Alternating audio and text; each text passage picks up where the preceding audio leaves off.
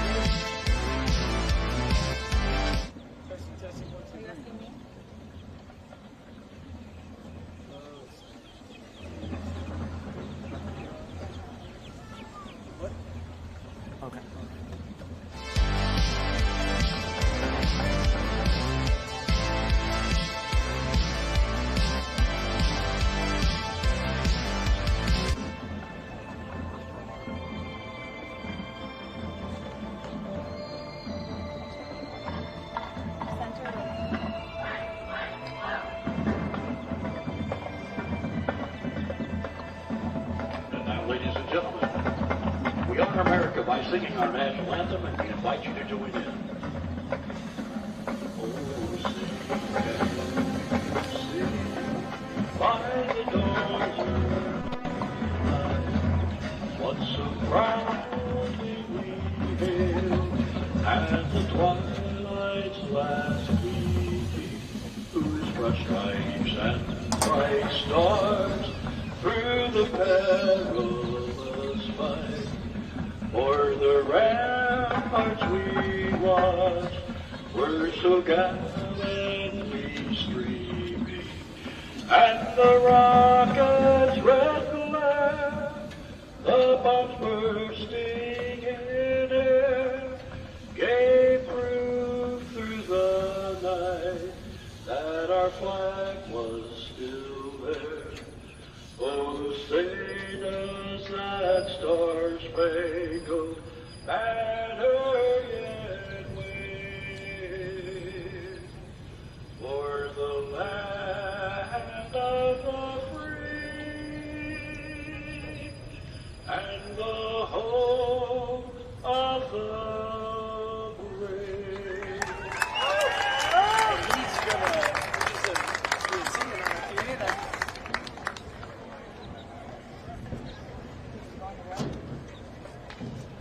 Can you ask him to tell me?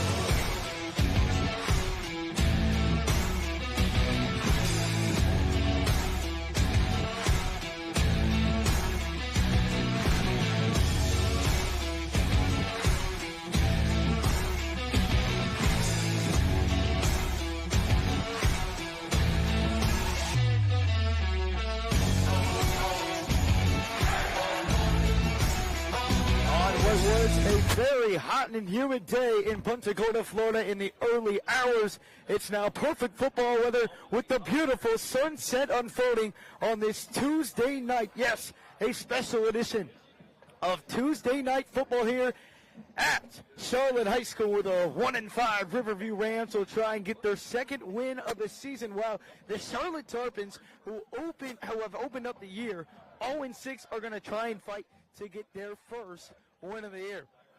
I'm Addison Resco. So glad to have you with us here on this Tuesday night, and this might be the first and the last time that you hear me on a Tuesday night. Not many times that you see a high school football game played on a Tuesday night if it's varsity, but here we are. Riverview had their game scheduled against Charlotte on November 4th at home. Now travel to Charlotte like they did last year in an attempt to make up the games, an attempt to move up in region to secure a playoff spot. Riverview's going to need a win here tonight, and they're also going to need to go on the road at Sarasota and pick up a win, and that would solidify a playoff spot for the Rams.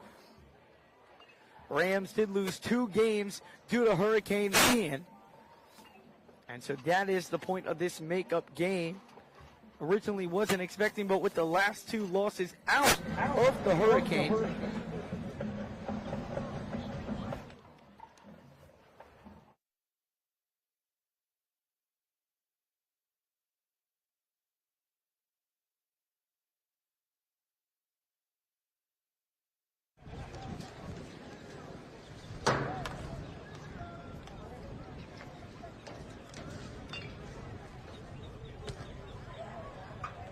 Captain tonight for the Riverview Rams.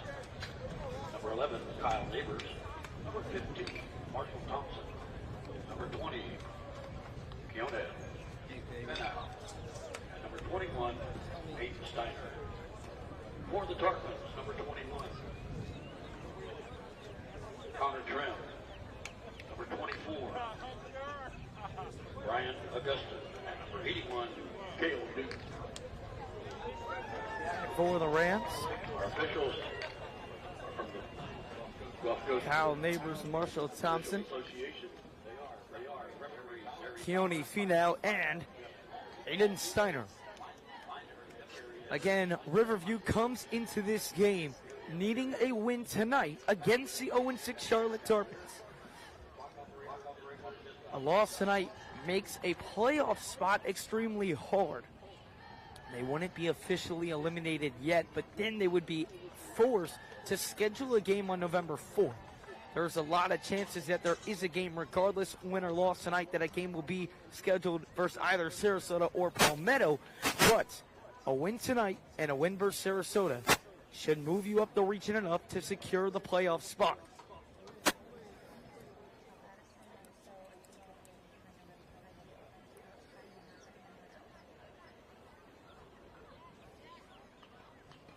Riverview missing a couple of key guys tonight on the offensive side of the ball. DJ Johnson remains out. He went down around the 3rd quarter of that Venice game, forcing Scooter Trotman to fill in. DJ Johnson will not be playing tonight. He is expected to be back on Friday versus Sarasota. So filling in for him is freshman running back Isaiah Belt. Isaiah Belt, in one of the freshman games earlier this season versus Sarasota, returned the opening kickoff for a touchdown, and filling in big shoes for what has been a solid year from DJ Johnson and Scooter Trotman. DJ Johnson has already had one 100 rushing yard game, 2 touchdowns on the year, and in that game versus Lehigh, Scooter Trotman had 100 yards rushing in that game. So big shoes to fill for Isaiah Belt. Also on the defensive side of the football, Dante Abner, who went out with a shoulder injury against Venice, he is out tonight as well. Again, on the offensive side of the ball, Bradley Weller out due to an ankle sprain. So Charlotte is going to receive the opening kick.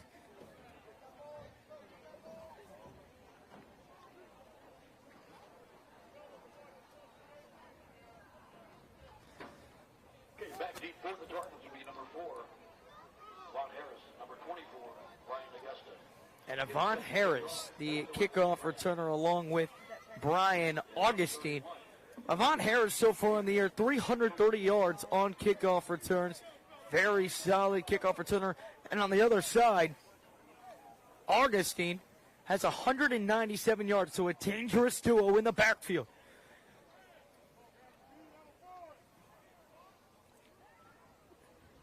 Adrian Schutz will boot this one away for the Rams.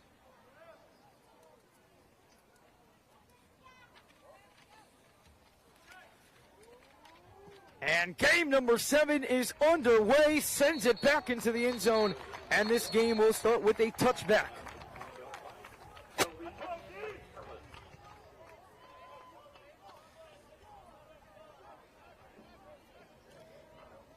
And for the first time tonight, we will get a look at the Charlotte offense. Led on out there by Michael Valentino. So far in the season, 512 passing yards, accounts for 5 touchdowns, 7 interceptions, has 1 rushing touchdown on the year as well. And that's a very solid running back in Chris McNeely behind him.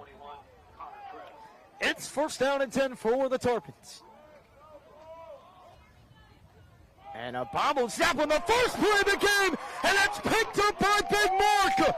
What a start here tonight.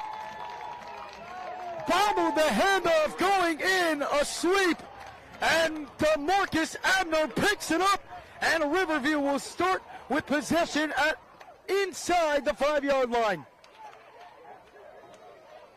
Well, you can't ask for a much better start than that if you're the Riverview defense. First play, force a turnover, and the offense set up with first down and goal inside the 5-yard line.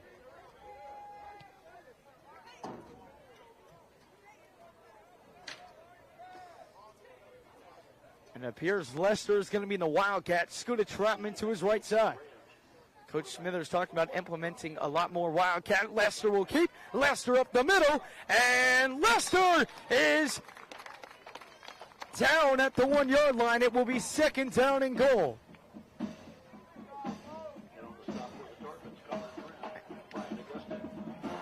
And Jeremiah Dawson stays out wide.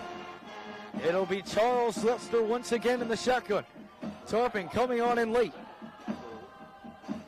Lester will keep again. Lester up the middle. He works his way in for a Riverview touchdown. Mr. CL3. His first score of the game. And just like that, Riverview jumps off to a 6-0 lead on the road. That's exactly the start you needed. The defense forces a turnover. Charles Lester, 2 runs. On the second one, gets the score on a 1-yard rushing touchdown. It'll be the 4-star kicker, Stone Springman, out to kick the extra point. And it's right down the middle. 11:21 to go here remaining in the first quarter, and just like that, Riverview sees a 7-0 lead here on the road.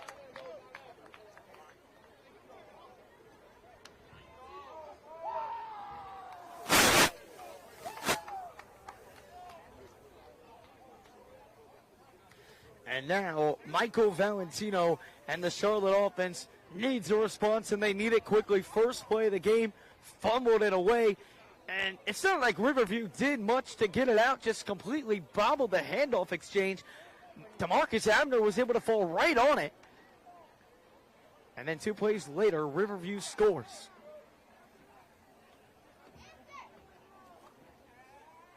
It's been a problem for Charlotte all year, turning the ball over. And their 0-6 record goes to show for it. So Adrian Schutz once again to boot it away.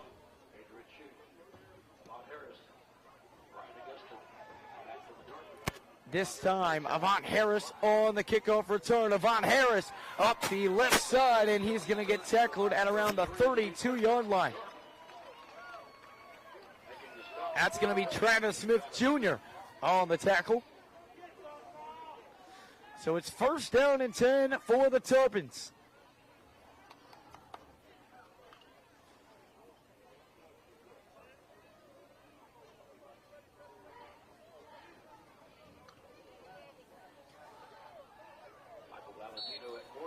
Valentino in the shotgun. McNeely to his left. Hands it off right up the middle, and he is thrown to the ground. Deshaun O'Wave in there for the stop.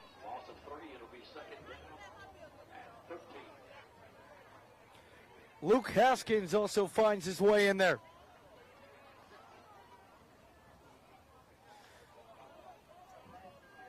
Second down and around 13 coming up. Hall goes in motion. It's another handoff up the middle to McNeely, and he powers ahead and picks up first down yardage.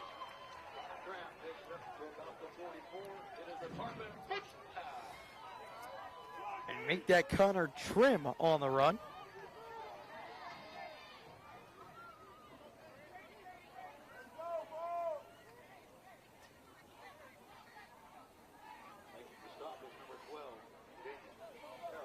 First down and 10 here for the Tarpons. Ball at their own 44-yard line. Hall goes in motion. They'll give it to him. Hall will now throw it down the field, and it is intercepted! Charles Lester, another one. And Charles Lester looking for some room to run. Cuts up the field. Still making people miss. Charles Lester gets tackled down at the 36-yard line. A flag comes in at around the 38. Charles Lester had an interception in the last game versus Venice, and he gets his first of the night here. So a touchdown and an interception for CL3 on the night. And already 2 turnovers for the Tarpons. Valentino's 8th interception of the season.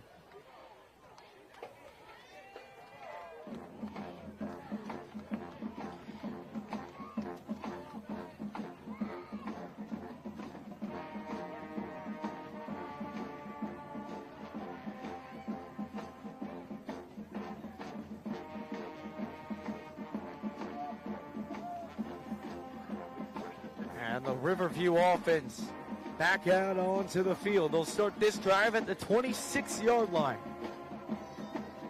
And Jeremiah Dawson under center for the first time tonight. Tarpons show pressure. Handoff up the middle to Scooter Trotman. And Trotman pushes ahead to around the 3. And did the ball come out? It did not. He is taken down at the 29-yard line. Tarpons reacted for a second like it might have.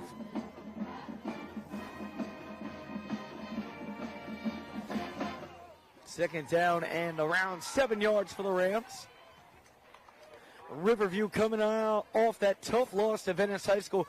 Lost 31-21. Had the ball down by 10 with around 4 minutes and 30 seconds to play. However, a 3-and-out ended any chance of a win in that game. It's a throw over the middle, and it's caught by Marshall Thompson. Marshall Thompson's first catch of the night.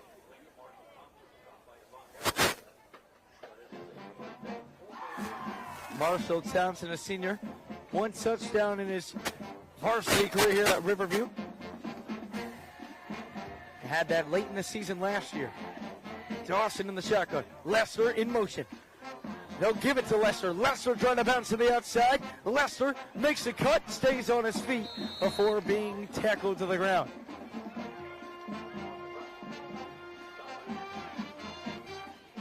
Pickup of around 3 yards on the play by Lester.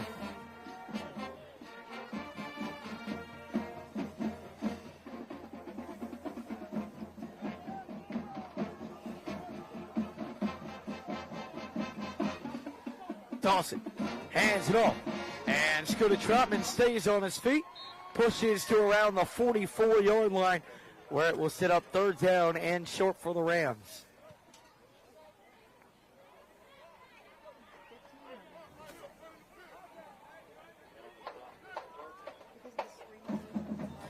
And Dawson goes out wide again. It's going to be this wildcat look for Riverview. Both times they have run it. Lester has just ran right up the middle. Accounted for the touchdown last time. Tarpon stacked the box. Lester will keep. They'll run to the outside. Needs some blockers. And he doesn't have them. He is thrown to the ground and he is stopped. Tackle made by Santonio Trina. And it will bring up fourth down.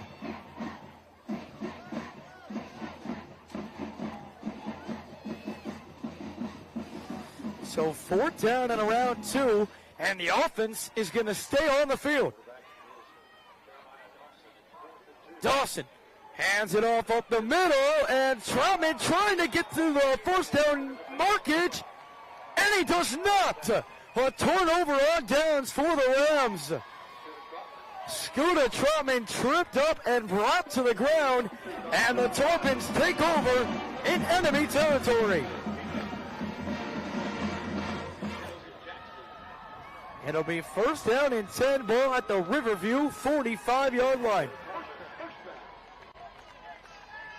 And talk about a way to get the momentum back, to get back in this football game. Riverview got a turnover. They get the ball, they drive it down the field. Then they get another interception. Looked like they were possibly going to make a drive out of it. However, a stop on fourth down and short allows for a chance for Tarpons to get back in the game. First down and 10. Valentino hands it off up the middle and brought to the ground quickly. That's Jack Fulvig. Connor Trim on the carry.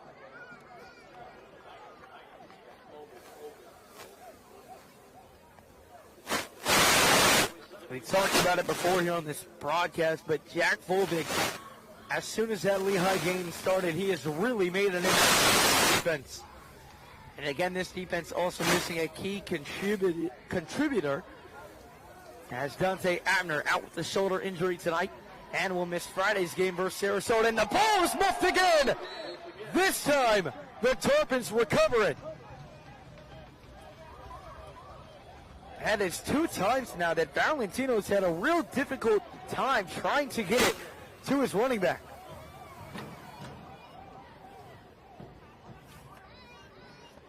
Last time it was a man in motion. That time it was a simple handoff attempt to Connor Trim.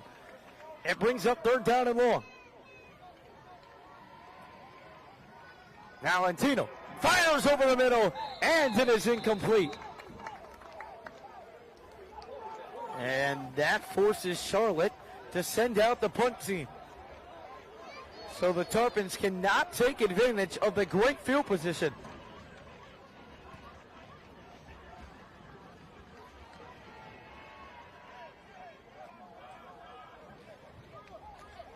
It will be Thomas Forte to punt it away.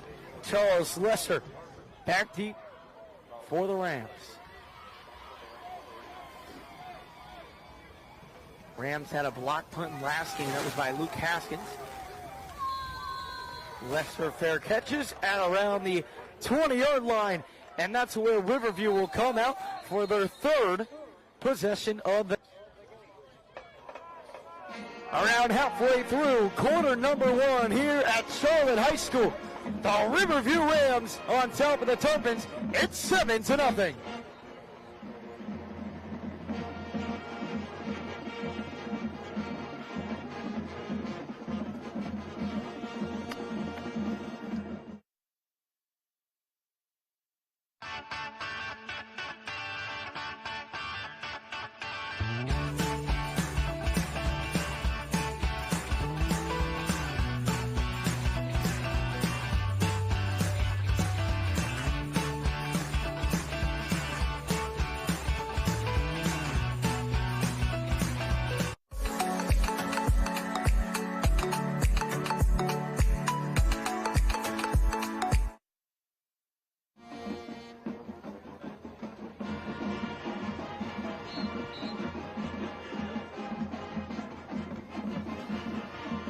Run up the middle right there for around 4 yards, brings it to the 24-yard line. That is freshman running back Isaiah Belt.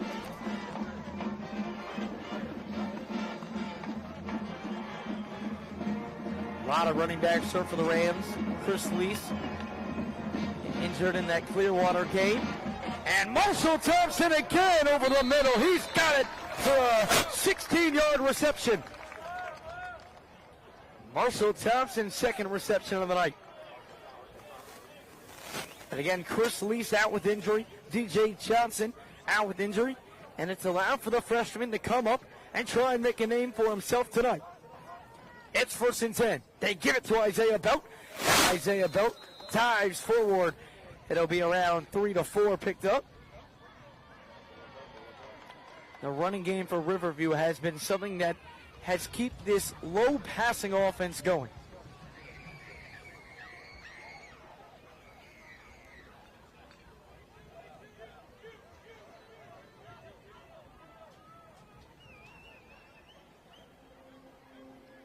Belt now to the right. Up the middle. It is to Belt again. And Belt is going to be tackled at the 49-yard line, which will set up 3rd down and 4.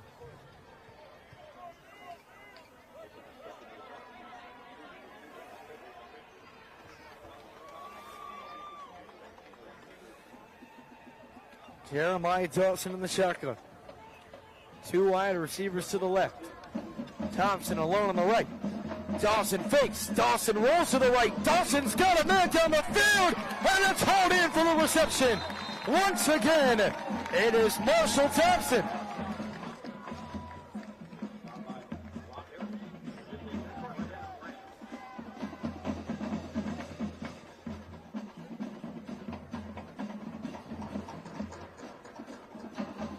Great rollout right there by Jeremiah Dawson, and Marshall Thompson coming to it once again and making the play.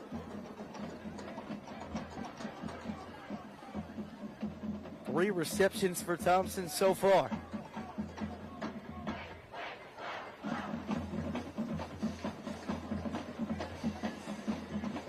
Lester back in the game for the Rams offense. Tarpons show pressure. They'll hand it off up the middle to Isaiah Belt, and he is going to be tackled down right away.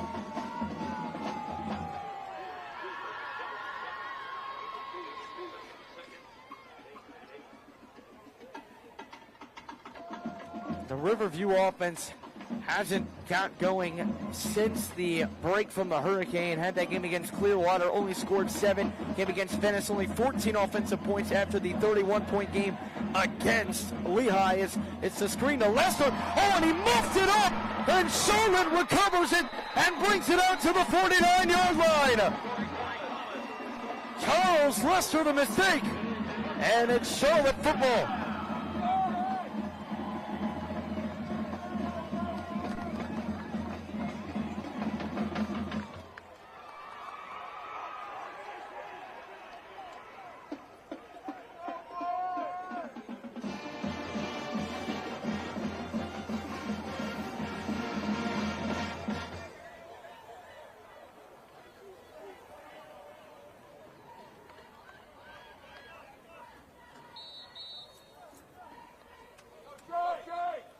Charles Lester just trying to make a move and got it stripped right from him. They'll hand it off up the middle, making a cut, and he's going to get tackled down, but not after the down yardage has been picked up. That time the handoff goes to Shai Goudet.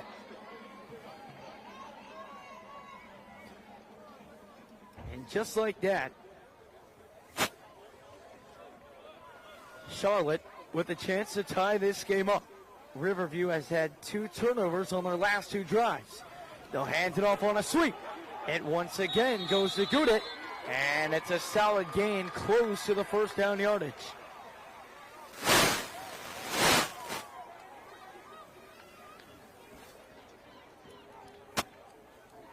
It will be 2nd down and 3 coming up.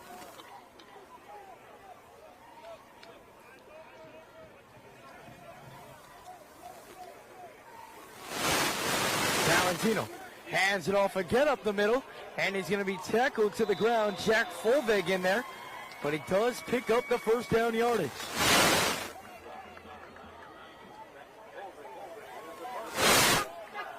Goudet on the carry once again. So first down inside the Riverview 30-yard line.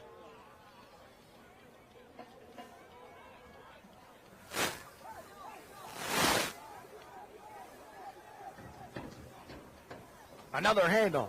It's to Goudet. Tackled down after a gain of 1 by a swarm of Riverview defenders.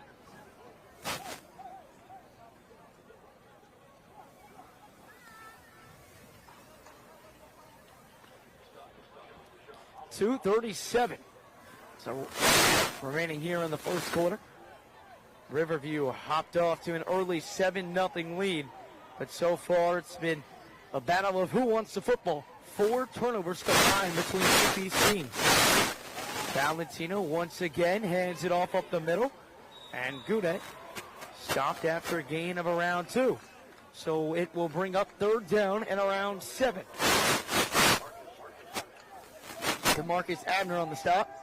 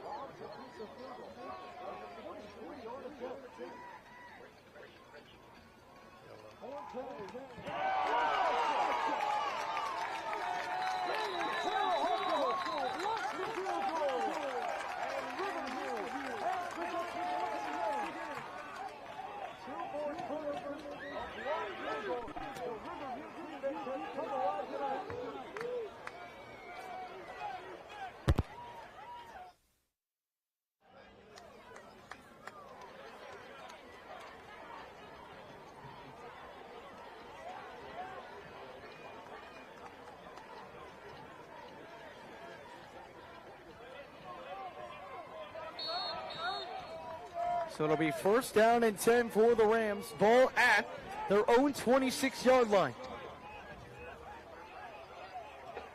Jeremiah Dawson in the shotgun. Got an option to keep her pitch. He decides to keep it, and that might not have been the right decision.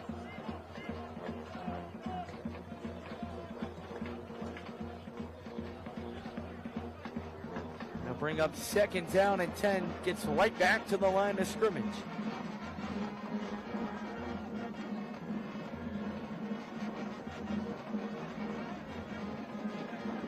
Dawson again in the shotgun.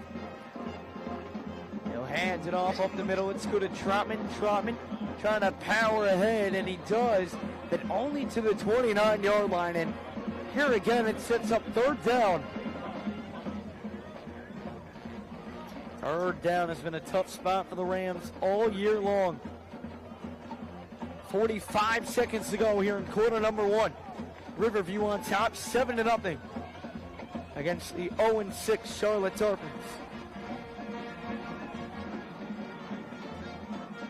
Lester on the left. Tarpons show pressure. Throws it up to Lester, and did Lester come down with it? He did not. It is ruled incomplete, and Riverview will be forced to punt it away.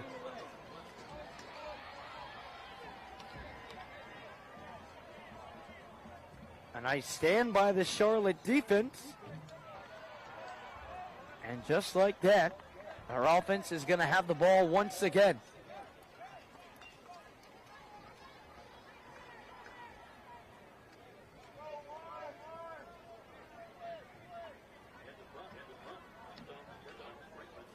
Stone Springman set to punt it away. Low snap, picks it up, and a nice boot. It's going to land it around the 40-yard line and bounce out of bounds, and Charlotte will begin their next drive. Well, hold on, there's a flag that comes out at around midfield, well after the punt went out of bounds.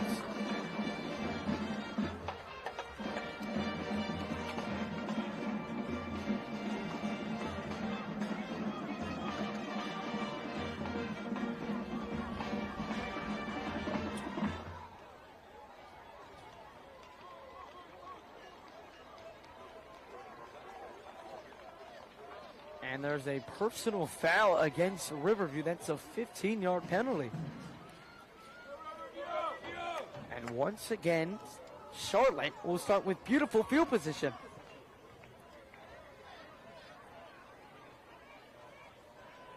Second drive in a row, will they'll start across midfield. They haven't been able to do anything with those possessions so far.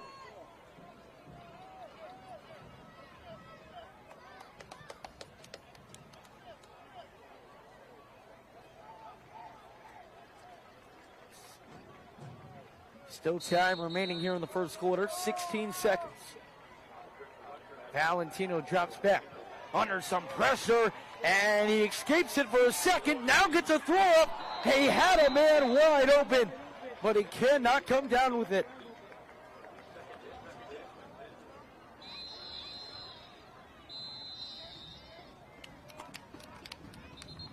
A great job by Michael Valentino to escape the pressure, and then just couldn't do anything with it.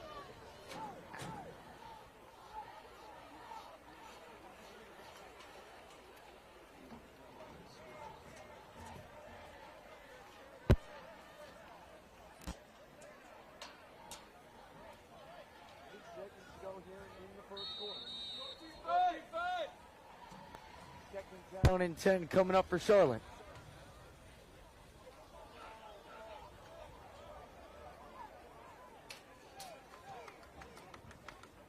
Hands it off up the middle, and he breaks away from the first tackler. Before being wrapped up, it will bring up third down and short. But that is the end of the first quarter, so when we come back, Charlotte on the move, ball inside Riverview territory, looking to get their first score of the game. At the end of one, it's the Rams 7 and the Tarpons 0.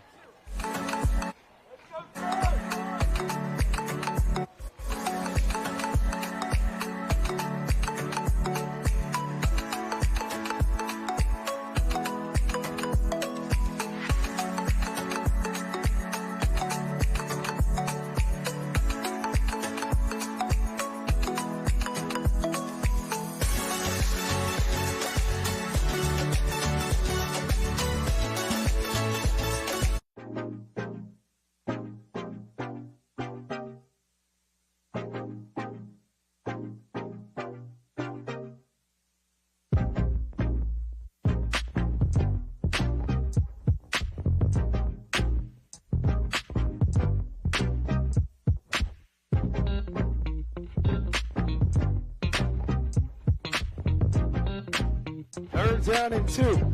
Welcome back on in. Drops back. Valentino. He's got a man on the right side, and it's a first down. Connor Trim. His first reception of the game. He's done a solid job running the football tonight alongside Gorda. And the Tarpons move the chains.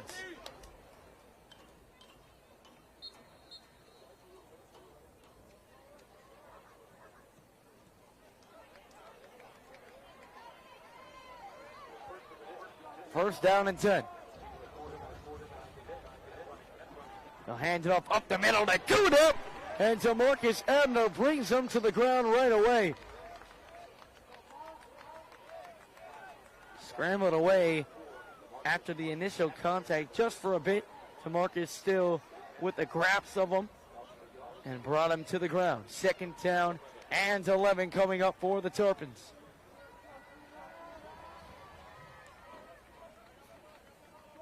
So far in their first couple of drives after the 2 turnovers, they've done a good job moving the ball further down into opponent territory, but after that have kind of been stuffed.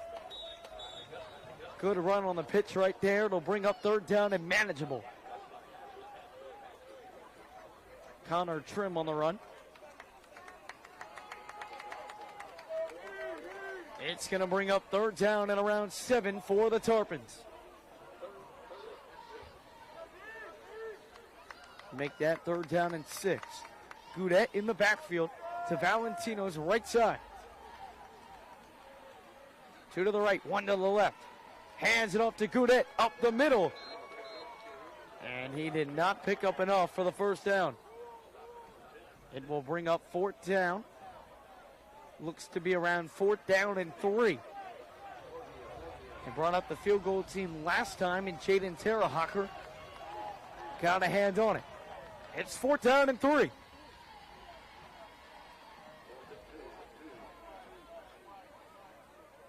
Valentino drops back into the shotgun. Goudet switches to the left. Man in motion. They give it to him. And he's got the outside. And it's going to be a first down for the Tarpons.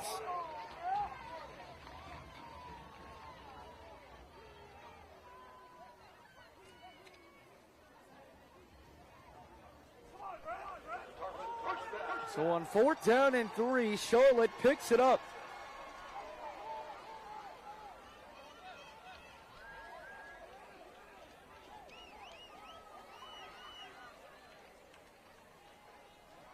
And they are just outside of the 20-yard line. 1st down and 10. It's a handoff right back up the middle. And a short gain. Slowly but methodically moving the ball down the field. They started this drive at the Riverview 48-yard line. Down inside the 20 now. 2nd down and 6. Ball at the Riverview 17-yard line. Another handoff up the middle, and he's going to be brought to the ground quickly.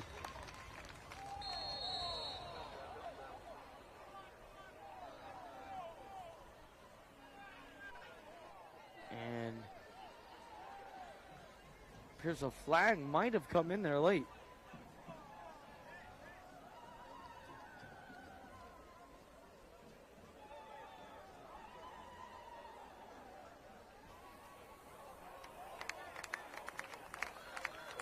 It's going to be on the Tarpons, a personal foul. And so it'll back the Tarpons up 15 yards. And a costly mistake. Instead of 3rd down and around 4, it's going to be 2nd down and long. Now mark them back 15 yards. It's going to be 2nd down. Around 20. Make that 3rd down since it was after the play. And some movement at the line of scrimmage. This one is on the Tarpons.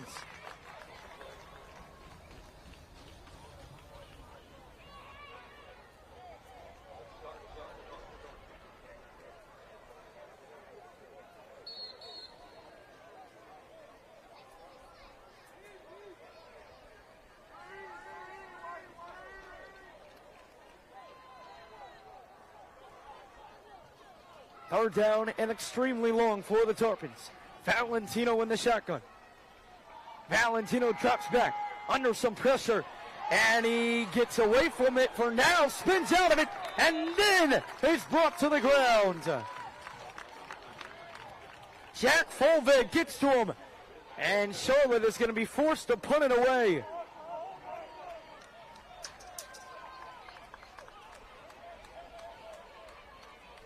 They got it all the way inside the Riverview 20-yard line, but a personal foul after a 2nd down and 6, which would have made it 3rd down and 3. A personal foul on Charlotte backs them up 15 yards.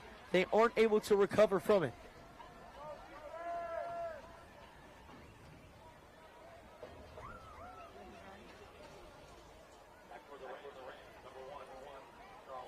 Thomas Forte to punt it away.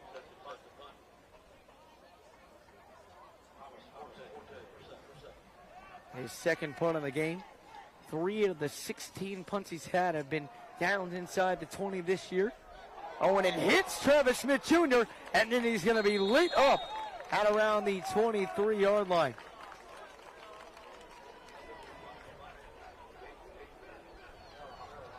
And make that Jaden Terrahawker who had hit. That could have been disastrous for Riverview.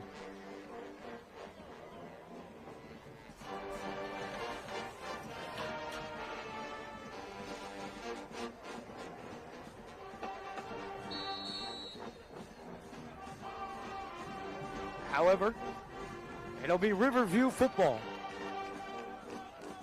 Ball at around the 21-yard line. Dawson drops back. Dawson. It's almost intercepted. Trying to get it to Charles Lester on the screen, and Charlotte read it perfectly.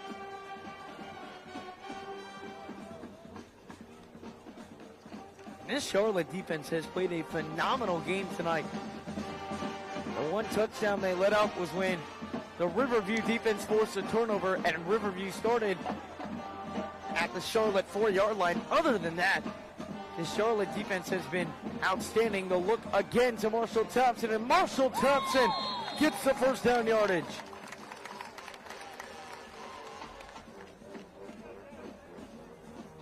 It's actually Jackson Wojcicki on the reception.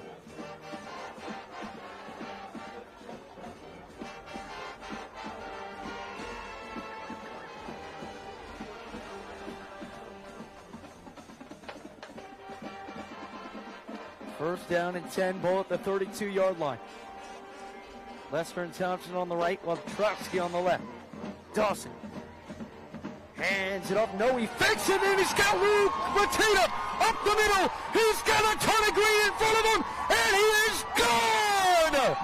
Luke Matita in for 6. 68 yards. Dawson to Matita, his second of the year.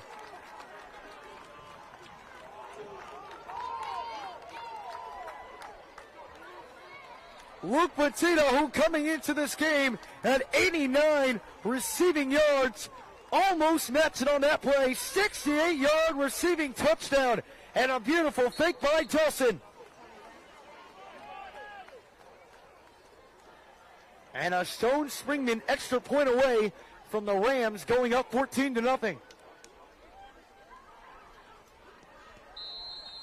It's up, and Stone Springman is money. Jeremiah Dawson on a beautiful play action finds Luke Matita for a 68-yard score, and it's the Rams on top of the Tarpons, 14-0 with 7 minutes remaining in quarter number 2.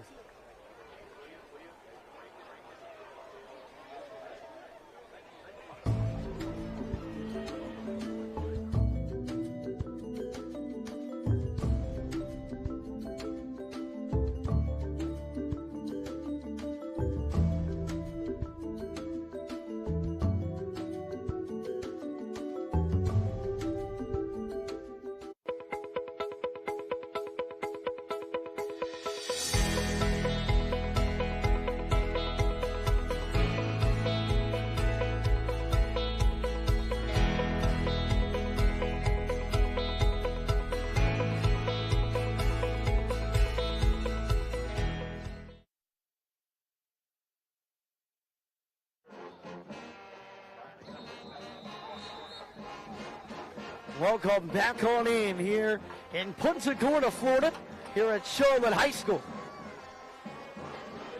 It's going to be returned here by Augustine, and Augustine is going to take it to around the 28-yard line before being knocked to the ground. And so the Riverview defense back out onto the field.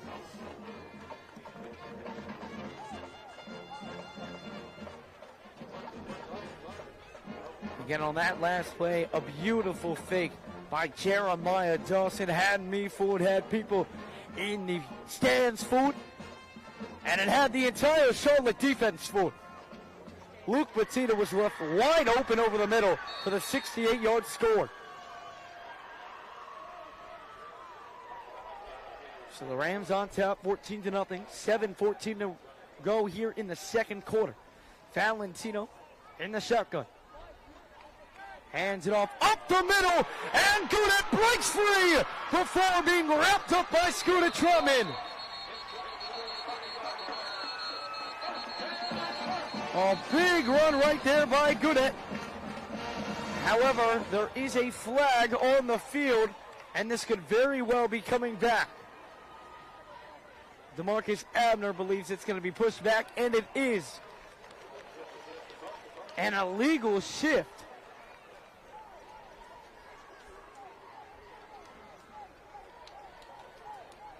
And that really hurts. After a huge run up the middle by Shai Goudet.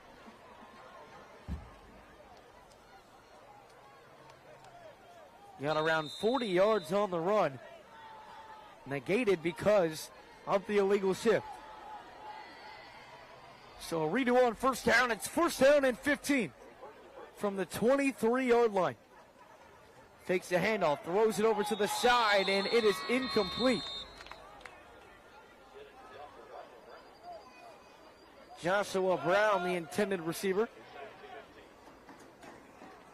And somebody that Valentino has not looked to yet today is his top wideout, Brady Hall. Brady Hall, 16 receptions on the year for over 200 yards. Leads the Tarpons in receiving by a lot. Valentino fakes a handoff and a terrible throw over the middle. Good coverage right there. And it'll set up third down and 15. Keone in coverage. And there he was looking for Brady Hall. Valentino has just not been able to get the throwing game going. 5 touchdowns, 8 interceptions on the year. Has the 512 yards on the season, but through 6 games, it's been a rough year for Valentino. So, on 3rd and 15, over the middle, got his receiver, Crisell, and he's going to be taken down at the 35.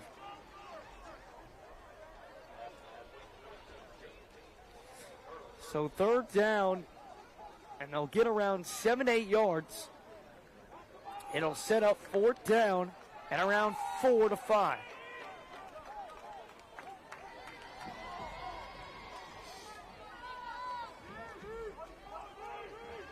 And the offense is going to stay out on the field.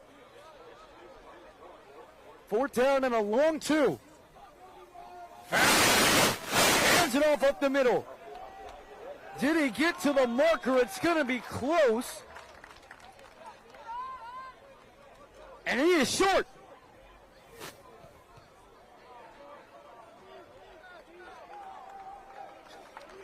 Riverview will take over on downs.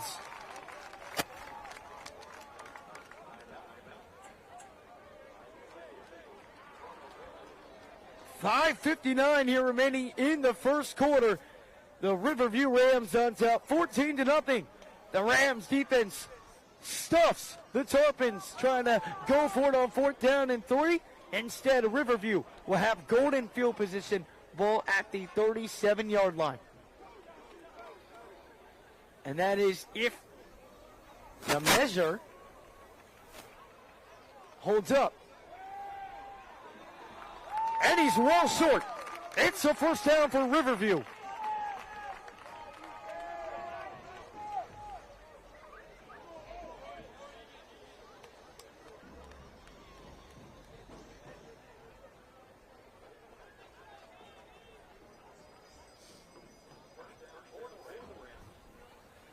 So 1st down and 10.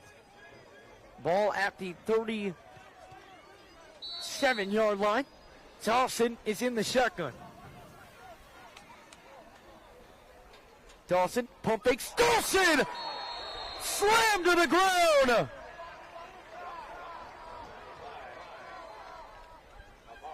Amari Luther in on the stop. Came swarming in, looked like he dove right on top of Jeremiah Dawson. And it's a huge loss on 1st down and 10.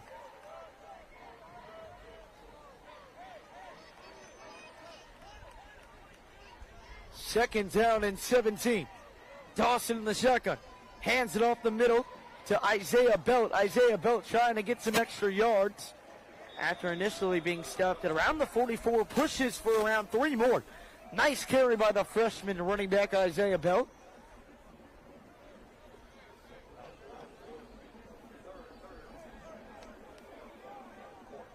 Third down and around 14 coming up. Dawson in the shotgun. Dawson trying to get the Tarpons to jump offside. Thompson and Lester on the right. Wojtrowski on the left.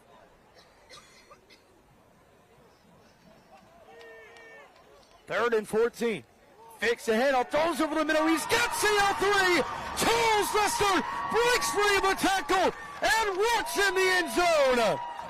CL3 for 6. That look over the middle, it was there for Luke Batista, and CL3 won in on the action. Riverview opens it up. It's 20-0.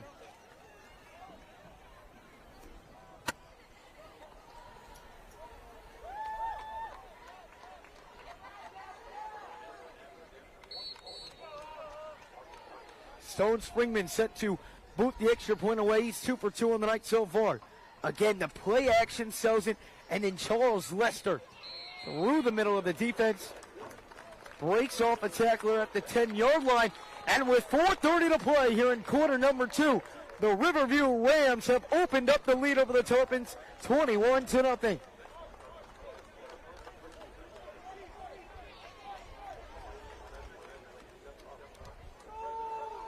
And if Charlotte wants a chance of getting back into this game, they're going to need to do so on this drive. Obviously, a 21-point lead doesn't mean the game is necessarily over, but Charlotte has been stuffed on offense all night long. Riverview not only is up 21-0, but gets the ball to receive, or gets the ball to start the second half.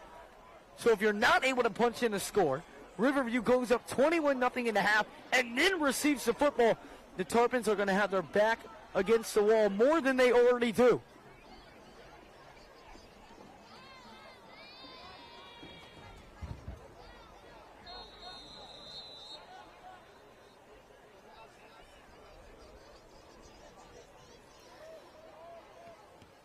And Adrian Schutz boots it away.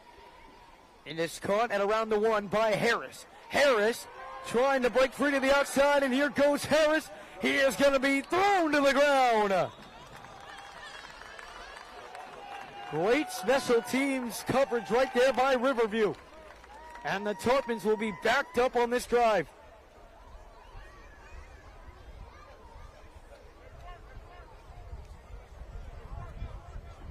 It appeared Travis Smith Jr.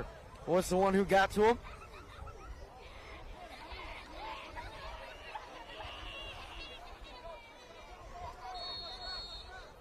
So first down and 10, 4:21 remaining here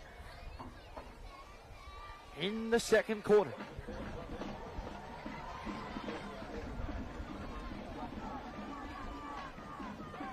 Handoff up the middle and absolutely nowhere. Thrown backwards. It'll bring up second down and 11. That illegal shift on the last drive by the Tarpons really hurt them. Would have had first down and 10, ball inside the Riverview 40. Instead, that illegal shift back you up, forces you to go for it on fourth down. You don't get it. Rams exploit the defense on the next drive, and now you're looking at a 21-0 deficit. They'll run it right up the middle again, and absolutely nowhere again.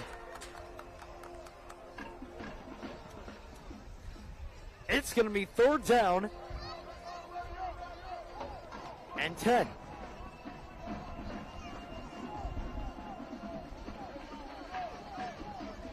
Ball just above the 15-yard line. 3:15 to go, quarter number 2. Rams on top, 21-0. Looking to get their second win of the season. Valentino drops back, fires over the middle, and he had a receiver, and he dropped it. The second time tonight, Valentino's thrown a dime, and his receivers have not been able to catch the ball. And right now, Charlotte is just kicking themselves in the foot. The 40-yard rush. Call back due to a penalty. 2 drops, which would have extended drives both times. They were on third down. And now with 3:04 to go here in the first half, Riverview all of a sudden has a chance to go up 28-0 at halftime. Forte boots it away, sends Charles Lester backwards, and it's going to take a bounce out of bounds at around the 45-yard line. So with 3:04 to go here in the first half, Riverview one last chance to try and drive down the field and extend the lead.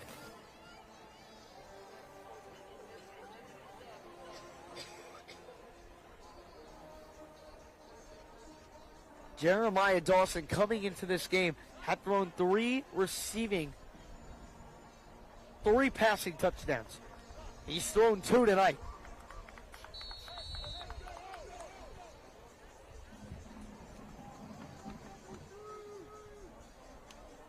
Charles Lester with 3 of those receiving touchdowns, and then Luke Batista with the other 2.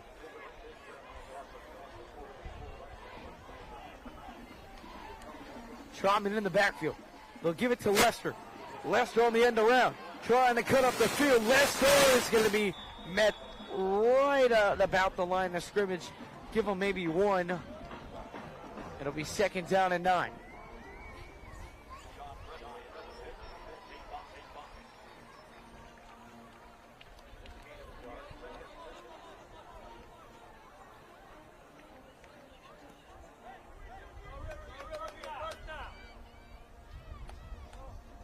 Dawson looking, pass deflected, and it is incomplete. Was looking for Harry Baker.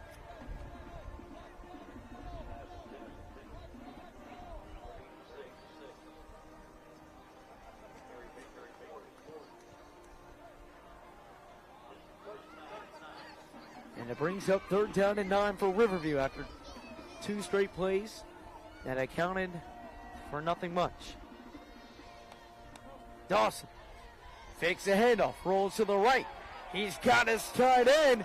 This time it's a different tight end. No, it is Christian Letso, and they're saying the ball came out, and it does. Charlotte recovers the fumble. Christian Letso had the 1st down yardage, but coughed it up. And Charlotte will take over with around 2 minutes to go here in half number 1. A beautifully designed play right there. Christian Letso wide open, caught it, picked up the 1st down yardage, but a nice tackle to knock the ball out. And it's 1st down and 10 for the Tarpons.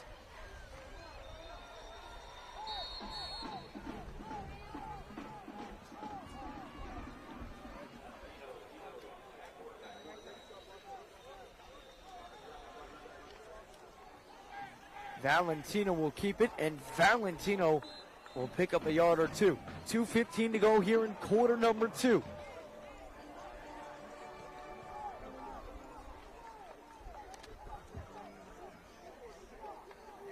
And Charlotte appears to be in no rush. Under 2 minutes to go. Down by 21. And they've taken a lot of valuable seconds off the clock here. 2nd down and 9. Another run play up the middle that goes absolutely nowhere. And this is simply saying, we don't trust our receivers. Got the ball at around the 45-yard line right now, and it's run up the middle. You had around 2:30 when this drive started. Now you've gotten 120, and a timeout has been taken by Riverview.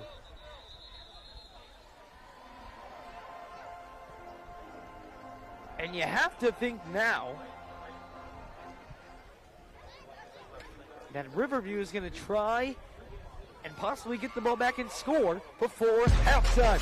21-0, under 2 to play here in half number 1. It's the Rams 21, the Tarpons 0.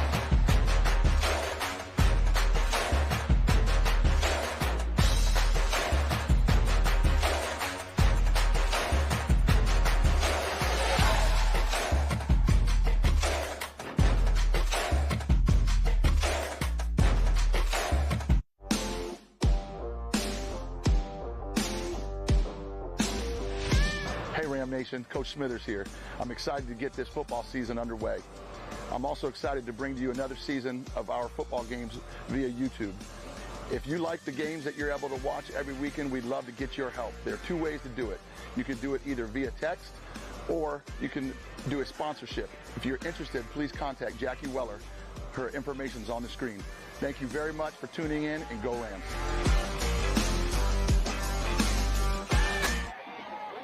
And on 3rd down and 10, Charlotte breaks free. Augustine holds it in, and it's a Tarpon first down.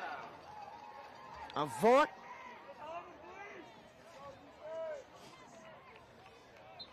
So first down and 10 now. Inside the 30-yard line. Hand it off up the middle.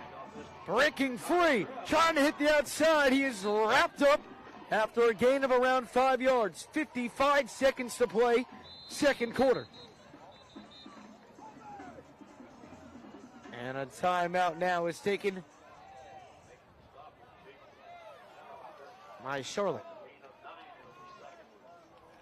It'll bring up second down and 1.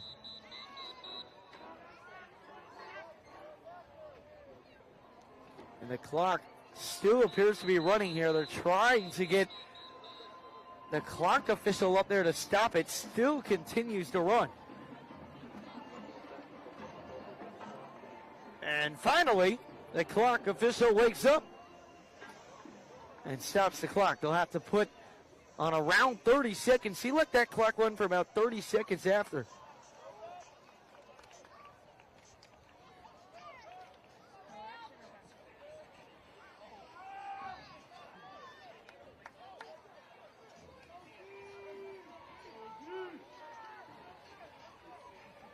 Second down and 1 coming up. Refs talking with the Charlotte head coach right now, probably trying to figure out around how much time was on the clock when the timeout was called.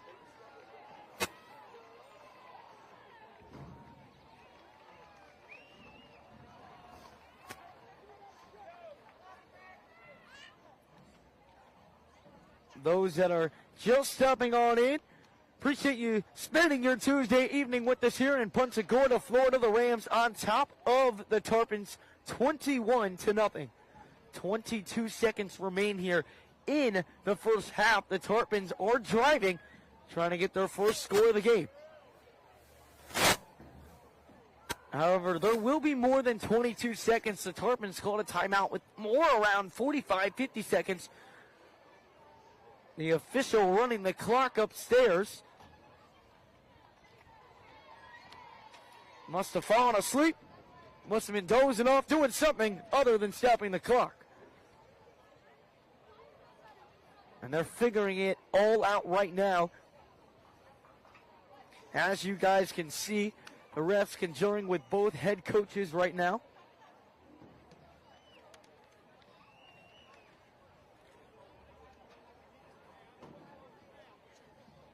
And 52 seconds are on the clock.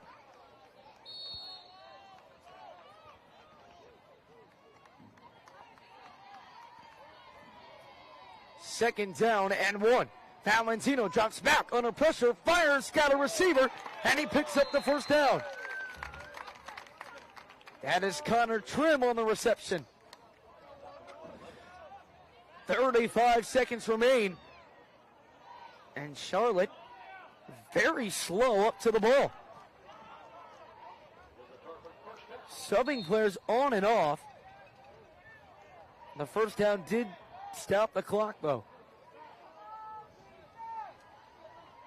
25 seconds. Valentino drops back. A flag comes flying in. Escapes the pressure. Looking in the end zone. And it's incomplete. Jaden Terrahawker in coverage. A flag on the left side of the field, though, came flying in. We'll check the marker. 17 seconds remain here in half number 1.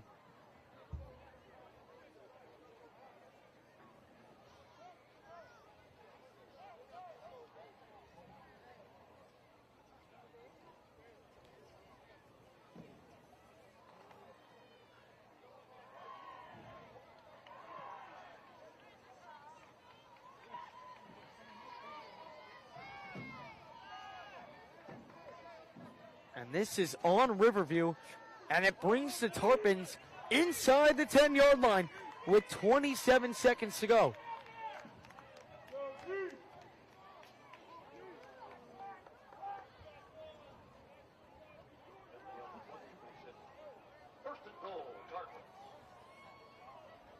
Riverview biting themselves in the foot right now with these penalties.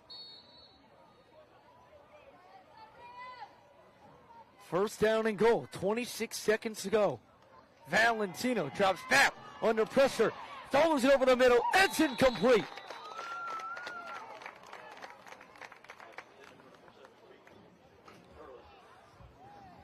Trenton Curlis, the intended receiver. It'll bring up second down and goal with 22 seconds to go. And if you're Charlotte right now, you are in 4-down territory. Cannot afford to set up for a field goal. Tried that earlier. Jaden Terrahocker did block it. But 21-7 and 21-3 is such a huge difference. Fakes the handle, throws over the middle, and he's got his receiver in for the touchdown.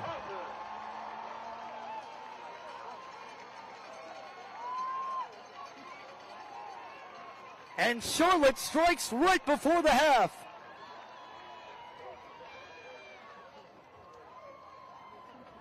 And Forte will come on to kick the extra point. Luke Wadsworth with the touchdown reception.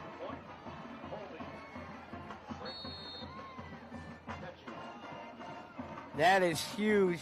If you are the Tarpons, you have been dominated the entire first half. To only go down by 14 is a huge win. Extra point is up by Forte, and it is good. 17 seconds to go in the second quarter. The Charlotte Tarpons strike back on the Rams. It's 21-7. We'll see if Charles Lester or Scooter Trotman can take the return anywhere and try and get the Rams in a Hail Mary type of situation, or with the great kicker you have in Stone Springman, you're able to return this to around the 35, 30-yard line. Stone Springman has the leg to attempt that field goal. Did struggle last week, though, missing 2 kicks, one from over 50 and one from 40.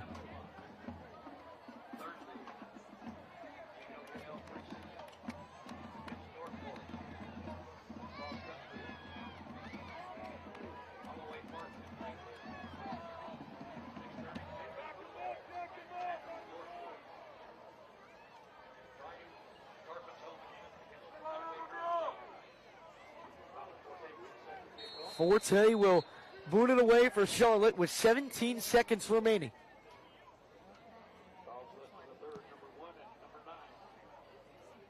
And the kick will go into the end zone.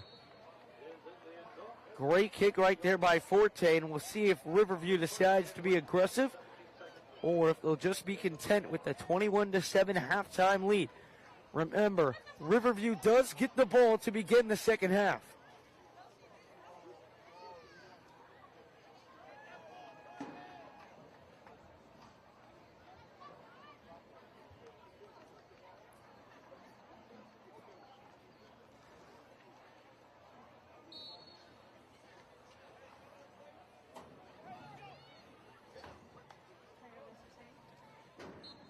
Dawson takes a kneel, and that will send us to halftime here in Punta Gorda, Florida, where the Riverview Rams see themselves on top of the Tarpons, 21-0. Charlotte got a touchdown late to make this bad boy a game. Halftime, Riverview 21, Charlotte 7. Make sure to stick with us. A fun and exciting second half coming up for you soon here on the Riverview Rams Sports Network.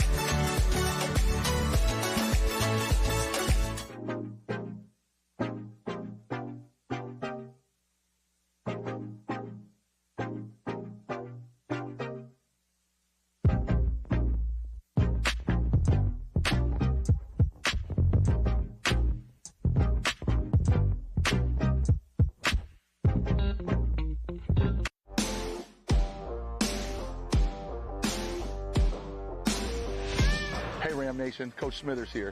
I'm excited to get this football season underway. I'm also excited to bring to you another season of our football games via YouTube. If you like the games that you're able to watch every weekend, we'd love to get your help. There are two ways to do it.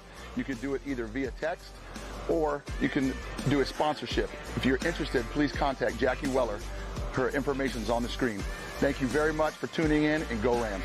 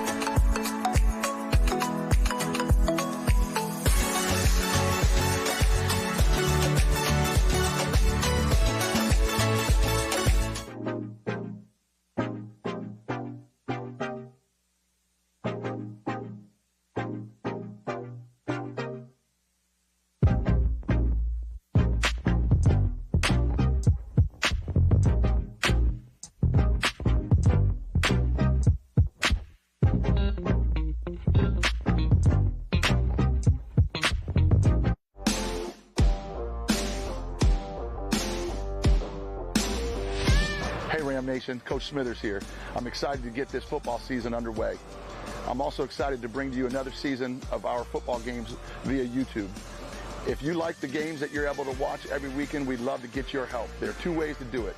You can do it either via text or you can do a sponsorship. If you're interested, please contact Jackie Weller. Her information's on the screen. Thank you very much for tuning in, and go Rams.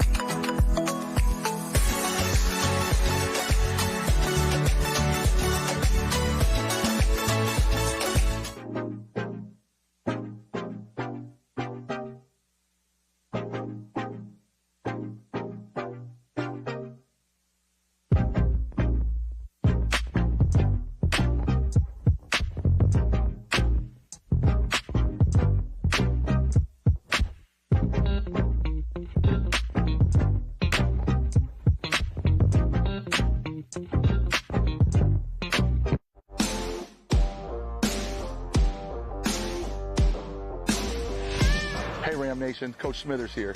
I'm excited to get this football season underway. I'm also excited to bring to you another season of our football games via YouTube. If you like the games that you're able to watch every weekend, we'd love to get your help. There are two ways to do it. You can do it either via text or you can do a sponsorship. If you're interested, please contact Jackie Weller. Her information's on the screen. Thank you very much for tuning in, and go Rams.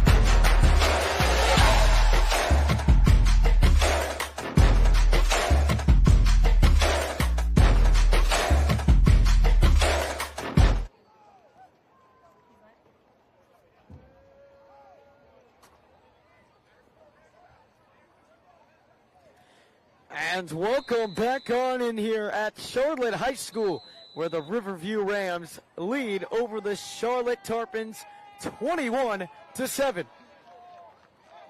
Riverview scored 21 straight to open up the game, and Charlotte then drove down the field with 17 seconds remaining until halftime. It was a Valentino to Wadsworth touchdown connection, which put the Tarpons back into this game. The Rams lead over the Tarpons 21-7, and Riverview will get the second half kickoff.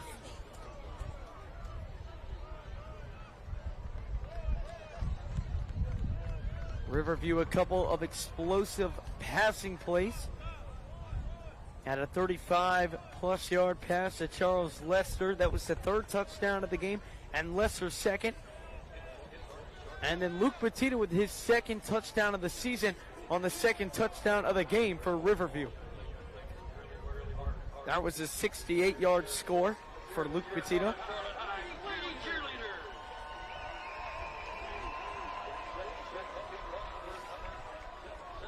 Thomas Forte set to punt this one away. Lester and Scooter Trotman back deep to receive for the Rams. Forte hasn't given him a chance yet tonight to receive and take one out. And a booming kick. Trotman receives it inside of the end zone, so it will be a touchback. Thomas Forte has done a great job tonight putting it in the back of the end zone.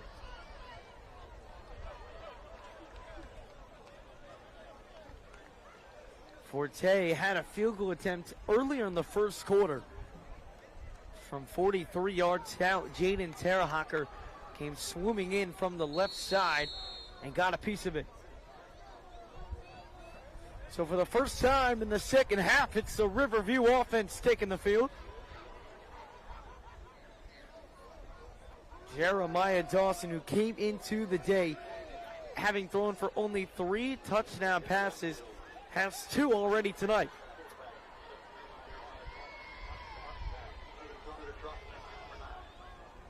Dawson with Trotman to his left. Hands it off to Scooter Trotman, and Trotman bounces to the right side. And Trotman still on his feet. Oh, and he lost the football, but it goes out of bounds. A break right there for Scooter Trotman. The Rams were in danger of turning it over for the 3rd time tonight. However, a very solid run by Scooter Trotman, and it's 1st down and 10 for the Riverview Rams. 1st down and 10 from their own 36-yard line. Second half just underway here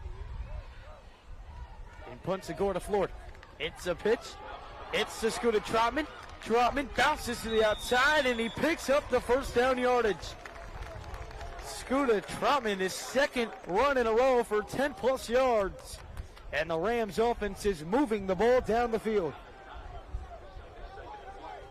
Scooter Trotman, when DJ Johnson has been in the game, he has been the backup running back and really doesn't see a lot. But in the one game he started, rushed for over 100 yards. And tonight, in these last 2 runs, he's done a great job. 20 yards already here in half number 2. They'll give it back to Scooter Trotman, and there he goes again. Up the middle. Scooter Trotman to the Tarpons 40-yard line. Another Riverview 1st down.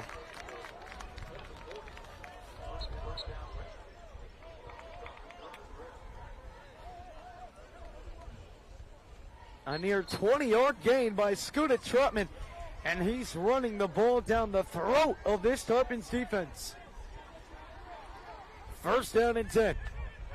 Dawson drops. It's a screen for Lester. Here comes Charles Lester. Breaks free of the tackle, but then is thrown out of bounds. Logan Jackson, the man to throw him out.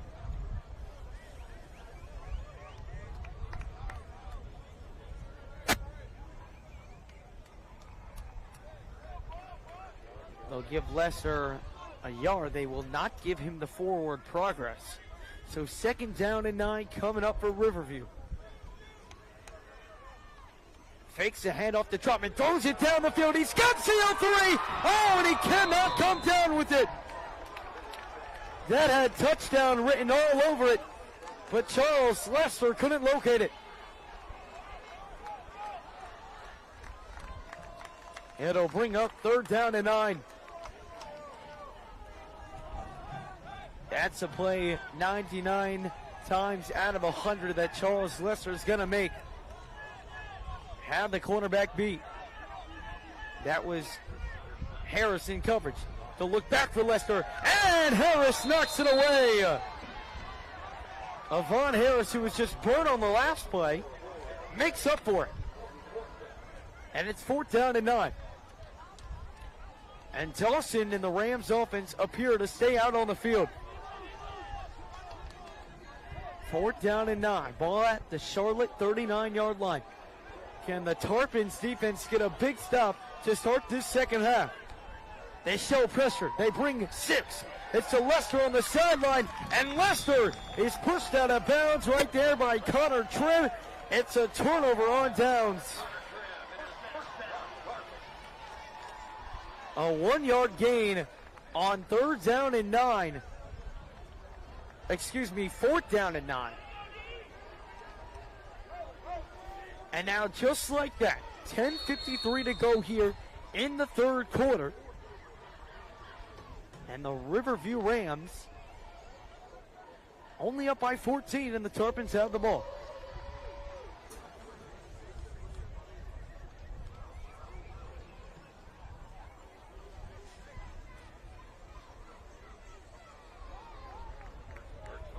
First down at 10.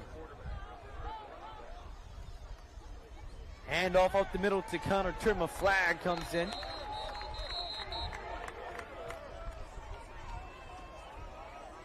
Wait to see what the call is, and it looks like it's going to be on the Tarpons, and it is.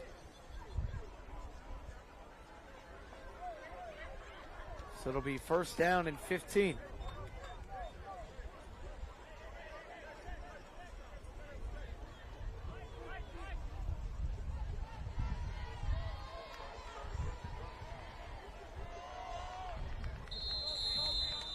First down and 15 now for the Tarpons. Michael Valentino threw his 6th passing touchdown of the year on that last drive to end the first half. Back up the middle to Connor Trim, and Connor Trim pushes ahead to around the 37-yard line, almost back to the line of scrimmage.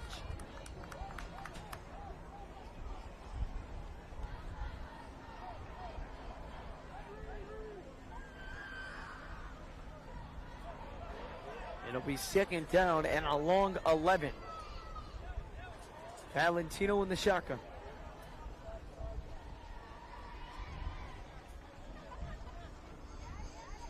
Two wide receivers on the right. Wide receiver motions to the left. Low snap. Valentino rolls to the right, fires down the field, and it is well overthrown. Was looking for Brian Augustine. And that'll bring up 3rd down and 10. Rams on top 21-0. 21-7. The Tarpons trying to make some noise here in the second half. Trying to keep this drive alive on 3rd down and 11.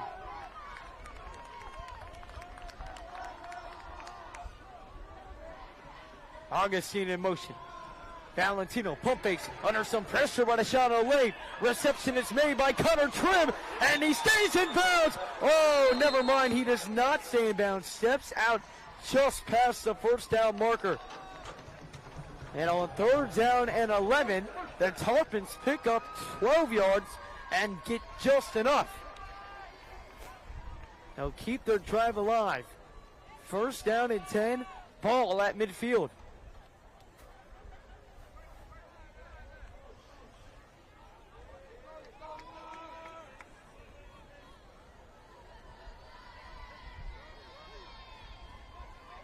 Augustine again in motion. They'll give it to him, needing some blockers, and he's going to be swarmed to the ground.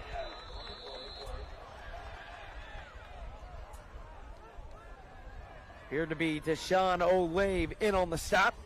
A flag does come flying in.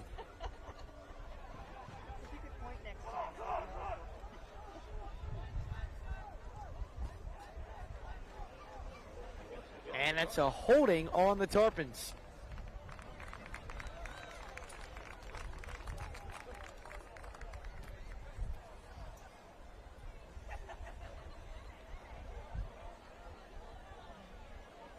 Yeah, redo of first down.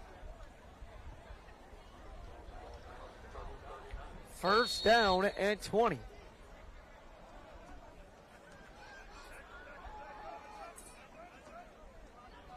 Valentino drops back.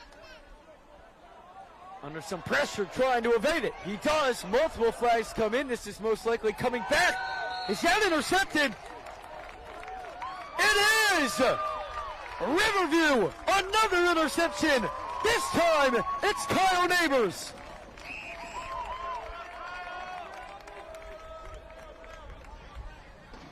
Kyle Neighbors gets his first interception of the year.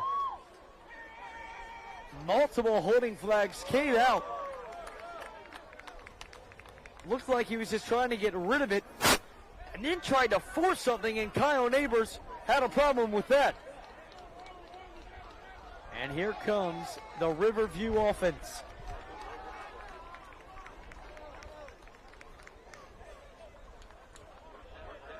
They'll start with great field position after the Kyle Neighbors interception. First down and 10, ball at the 41-yard line.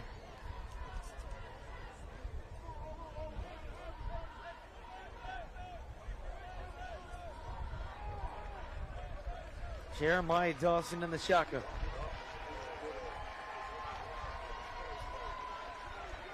With Trotsky, Petita, and Lester all on the left side.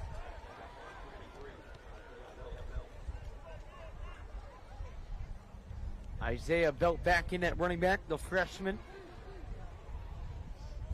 Getting his first looks at varsity.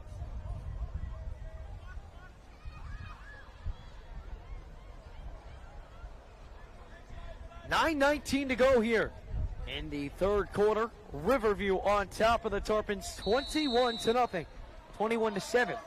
Pardon me. Dawson, it's a screen to Lester. Lester has some blockers. Lester cuts up, and he's going to get taken down at the 23-yard line. The screen for Lester finally works, and a Tarpon is down at the 30-yard line.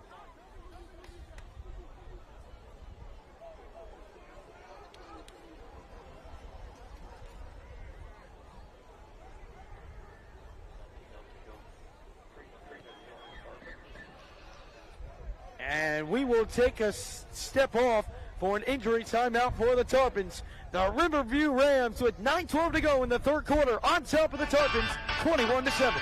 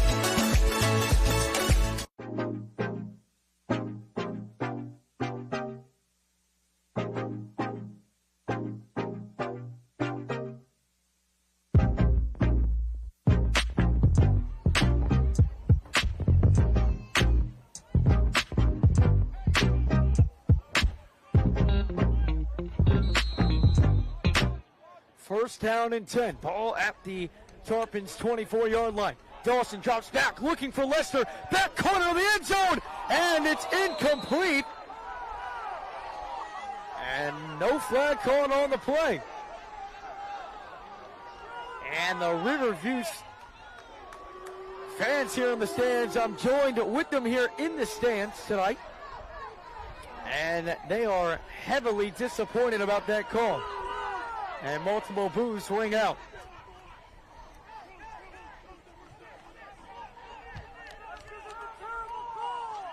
And the ref got into an altercation with Dante Abner, yelling at Coach Smithers to get him out of here. It'll bring up 2nd down and 10. They'll hand it off. Isaiah Belt stays on his feet, picks up a couple, gets to the 20-yard line.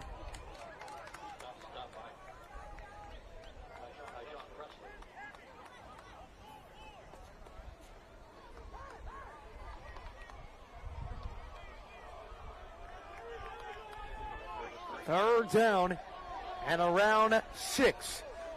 Jeremiah Dawson in the shotgun. And some movement at the line of scrimmage. A costly mistake by the Rams.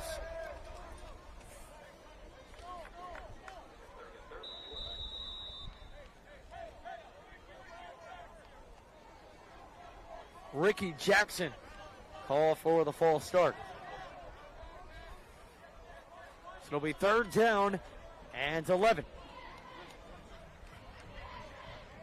Ball at the 25-yard line. A Wildcat look with Lester. Lester looking to go to the left side. Got some blockers. Lester gets to around the 19-yard line. This will be a 36-yard field goal for Stone Springman if they do elect to take the field goal.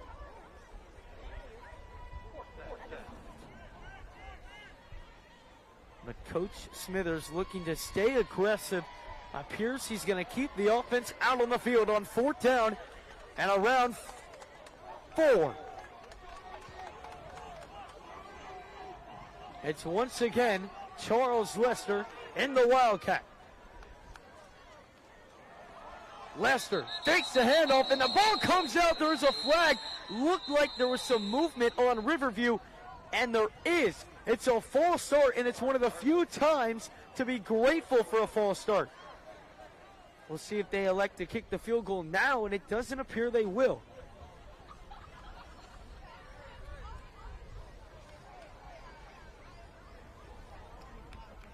Ball placed at the 24-yard line. So it'll be a 41-yard kick for Stone Springman. Definitely has the leg for it. Kicked a 48-yard game-winning field goal against Lehigh.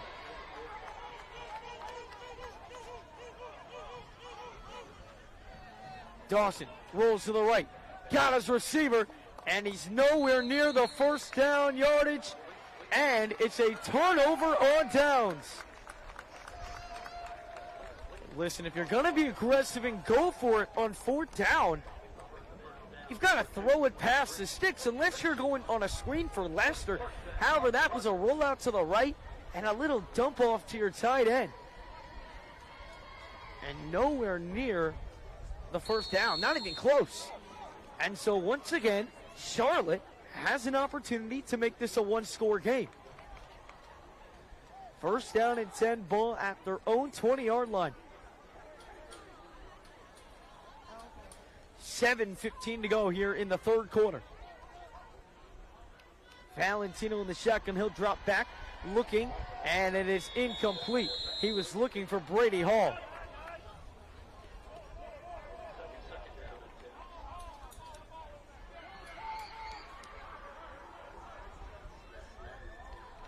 Second down and 10 coming up. Charlotte had a 65-plus yard drive to end out the first half, but that's really all they've been able to muster on offense against the Rams.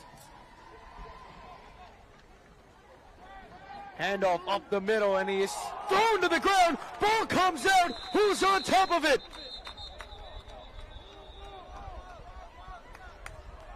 Riverview has it again. Another Riverview forced turnover. And the offense will start right back where they just were. A huge play by the Riverview defense. Well, they've done it all game long. Forcing turnovers has been the name of the game.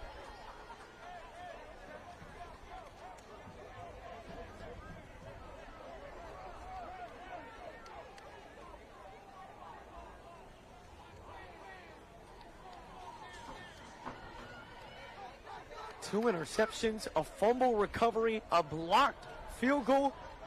The Rams defense / special teams has done it all tonight. Dawson fakes the handoff, looking over the middle. He's got Patina again, and he spins into the end zone, his second of the night, and Riverview, right after a turnover, punches it in.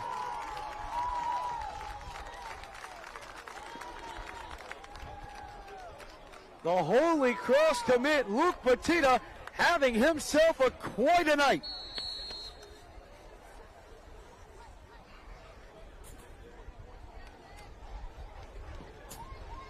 And it is Majestic Van Ingen to attempt the extra point. She knocked down 2 in that double overtime loss versus Palmetto. Majestic, oh, it's a bad snap. Couldn't come down with it. Trying to make something out of nothing. And it's thrown away, incomplete.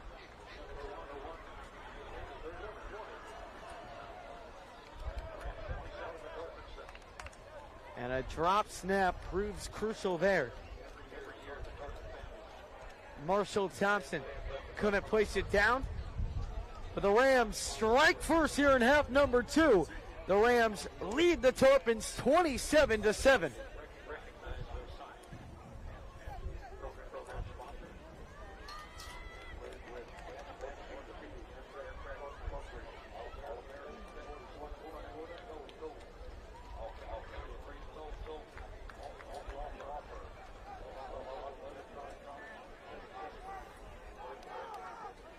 Adrian Schutz to boot it away.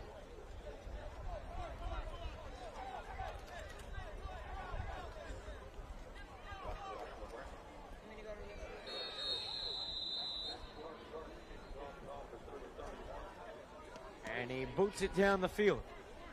It's going to be caught by Augustine at around the 15-yard line. Cuts up the field. Looking for some blockers trying to hit the left side. And he is going to be tackled down right away.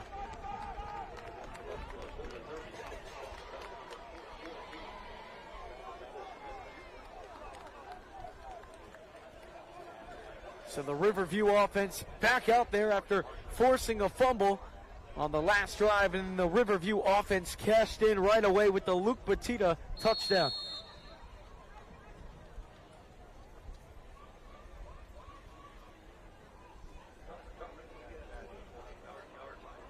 Luke Batita, a 20-yard touchdown pass, a 68-yard touchdown pass that he's caught today. Handoff up the middle for Connor Trim. And Trim is tripped up after a gain of 3. Tackled down at the 28-yard line.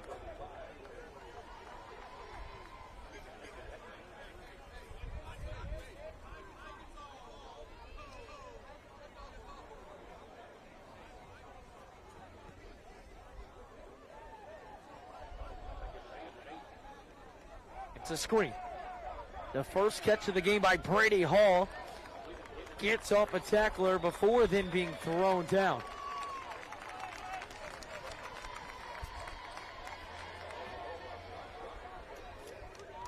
So it'll bring up 3rd down and really short. 3rd down and 1.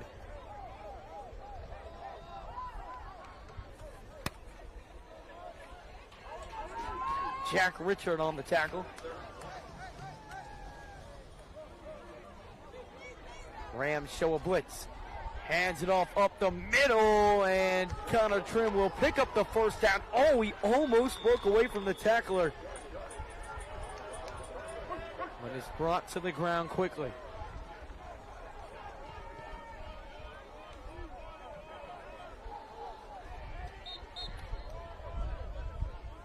And we will head to a timeout for a water break.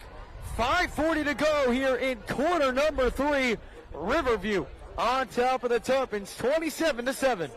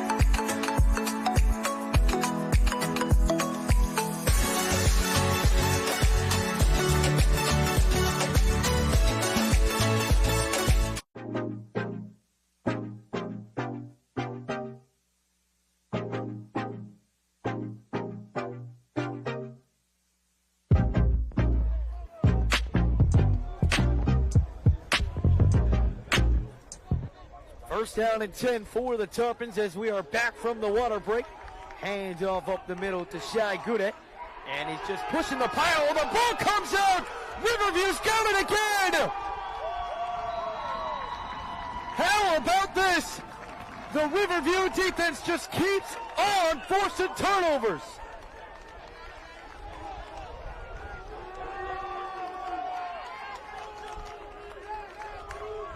And it looked like Noah Hill was the one to fall on it.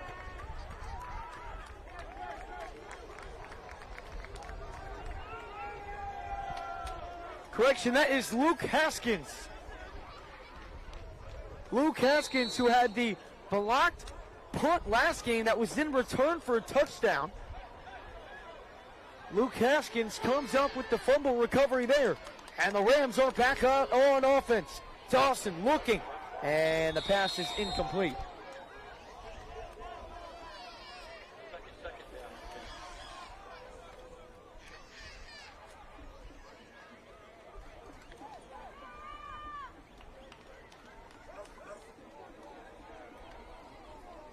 Jeremiah Dawson in the shotgun. Most of the wideouts for Riverview are on the bench now. Dawson drops back, looking for Christian Letzo. Letzo's got his second reception of the game. There's a flag that does come flying in at around the Tarpons 40-yard line.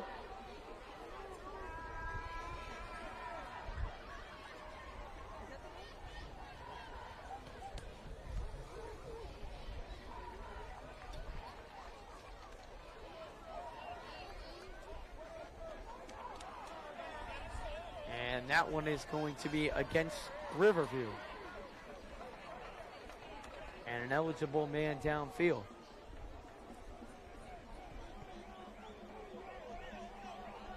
They'll back up the Rams 5 yards. It'll be second down and 15. Ball at the Charlotte 43-yard line. Dawson in the shotgun with Isaiah Belt behind him. Dawson fires to Harry Baker on the short left side, and the throw is too low. Second time he's targeted Baker on the day.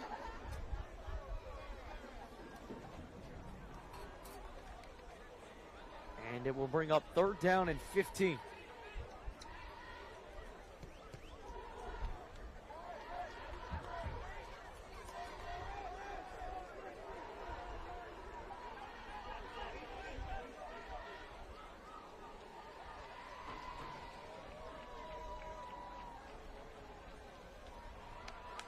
Bowden to Dawson, up the middle, short run. They'll push him near the 40-yard line. He's going to be tackled down at the 41. And it will bring up fourth down. Riverview has shown aggressiveness tonight, not really punting the ball. They've only punted once tonight. And on fourth down in 12, 13 yards, looks like the Riverview offense might stay on the field. However, they do call a timeout with 4:27 to go here in the third quarter. Riverview has a fourth down and 12, and they will talk it over. We'll be right back after this short break.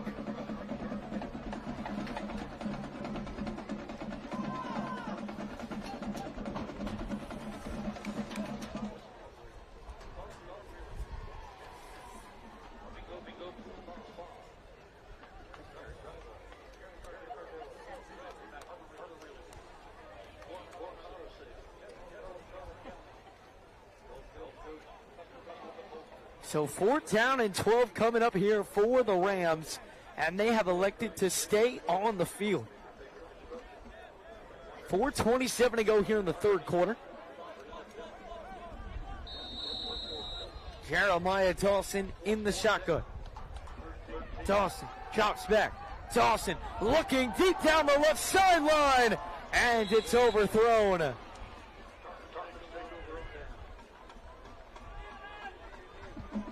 And the Tarpons will take over in great field position.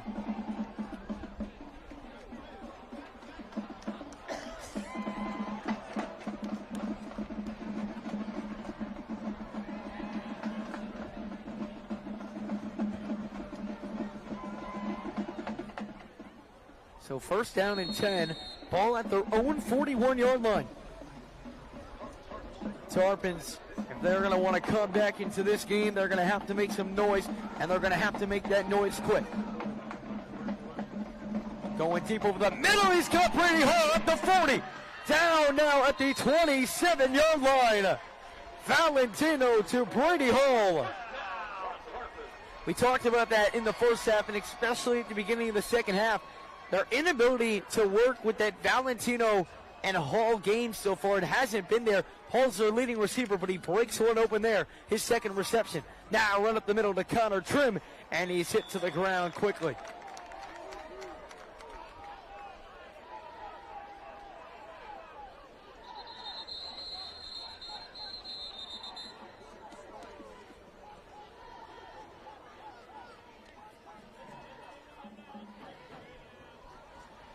And a Tarpon is down. 3:59 to go here in the third quarter. Make sure, if you have not done so already, guys, to subscribe to the Riverview Rams football YouTube channel here. We will be going live for the remaining games of our season. The biggest game of the year for the Rams yet. Assuming the Rams can hold on here in these last 4 minutes. Not only is it a rivalry game versus Sarasota High School, the implications are much bigger than that.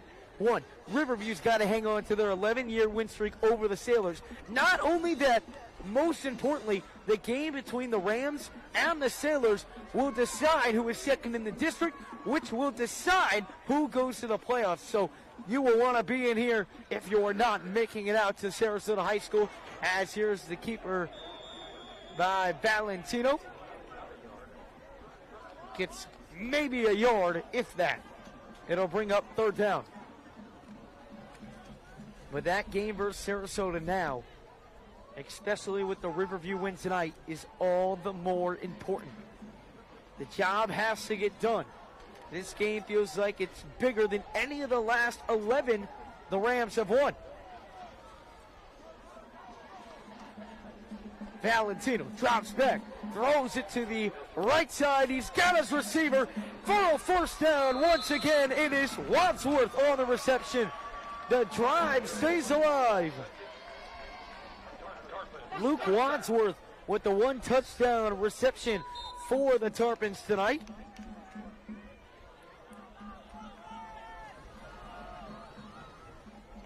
Hands it off, up the middle. It is Goudet, and he is tackled down at about the line of scrimmage.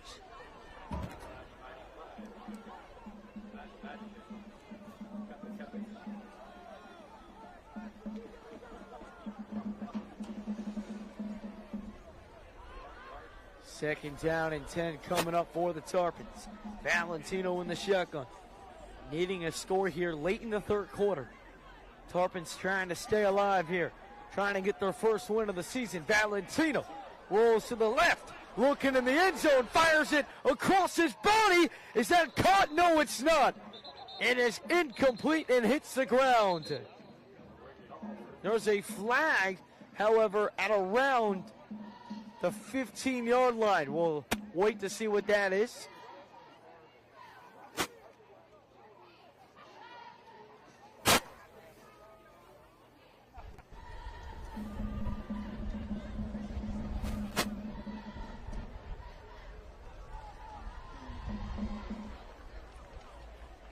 And it's going to be on the Tarpons. That is twice so far here in this game that the Tarpons have been inside the 20-yard line, have been pushed back due to a penalty. A costly mistake. It's second down and extremely long.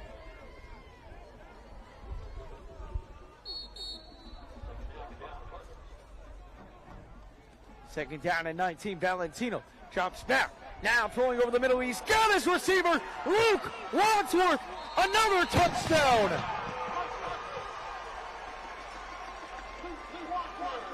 His second touchdown reception of the game, and just like that, the Tarpons are well alive. That was a must-score drive for the Tarpons. Down by 20. Needing a score to get back in it. And they do just that.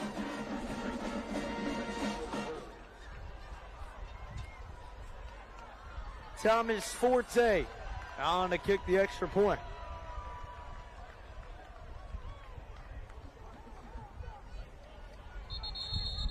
And some movement at the line of scrimmage. And it's a false start.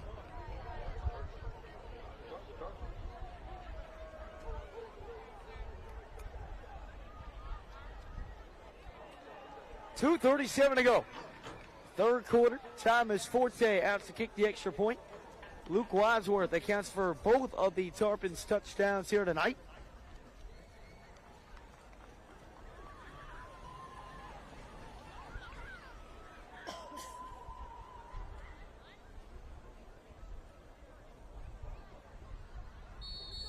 Will now be placed at the 7-yard line, a 22-yard extra point. Kick is up, and it is good. Sneaks through the uprights, and just like that, it is only a 13-point game with plenty of time to play. 2:37 to go here in quarter number 3. It's the Rams 27 and the Tarpons 14.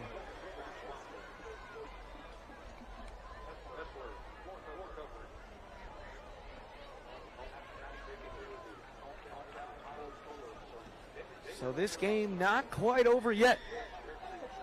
Riverview opened up on a 21-0 scoring run to start the game. It was a fumble recovered by the Rams at the Tarpons 4-yard line. Lester then ran it in for a 1-yard score and a Wildcat.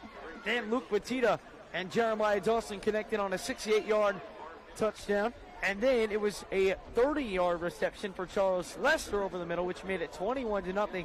And then Luke Batita, the last score for the Rams, a 20-yard touchdown reception. Lester with 2, Luke Batita with 2. And then for the Tarpons, down 21-0. Luke Wadsworth got a touchdown to make it a 14-point game. And Luke Wadsworth once again makes it a 2-score game after he just got a touchdown, as Thomas Forte boots it into the end zone. Trotman catches it, but will be forced to stay there. So here comes the Riverview offense. They had some backup wide receivers in last time. No Lester, no Thompson, no Obtrowski, and no Luke Patita on the last drive. Now with 2:37 to go and only up 13, we'll see if that changes. And it does. The starters back on out there for the Rams.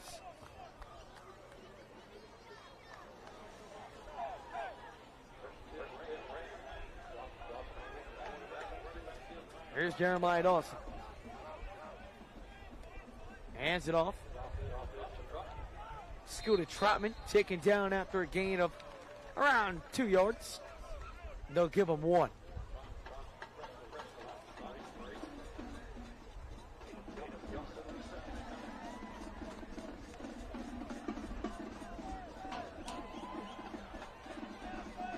Second down and 9.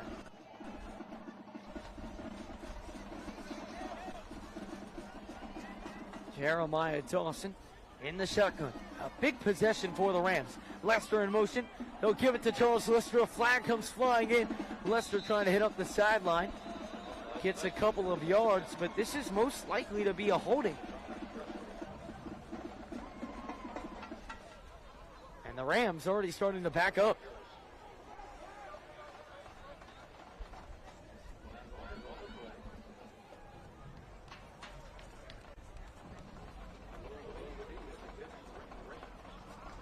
They'll call a chop block on the Rams.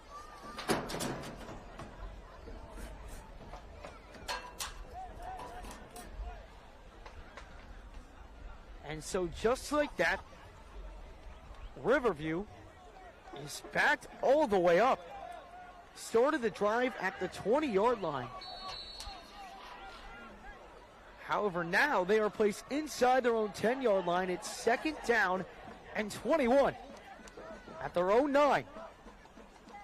They'll hand off to Scooter Trotman, trying to bounce that to the outside, and he does!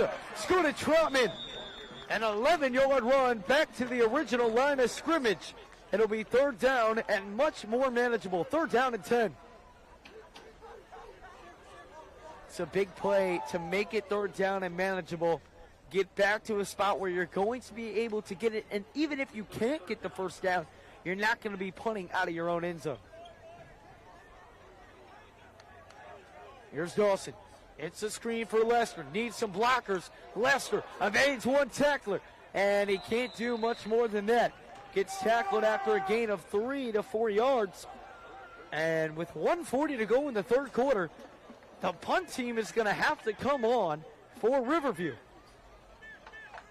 And the Tarpons are surely making this one interesting.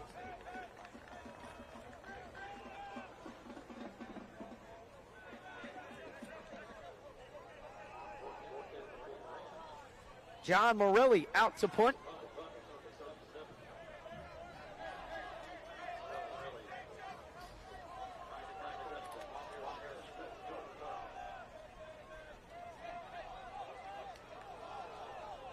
John Morelli was out the last couple games. Low snap.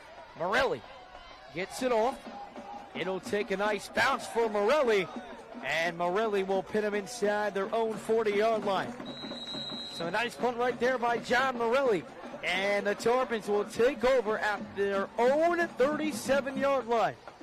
Ladies and gentlemen, we have a ball game on our hands. The Tarpons a chance to drive down the field and make it a one-score game.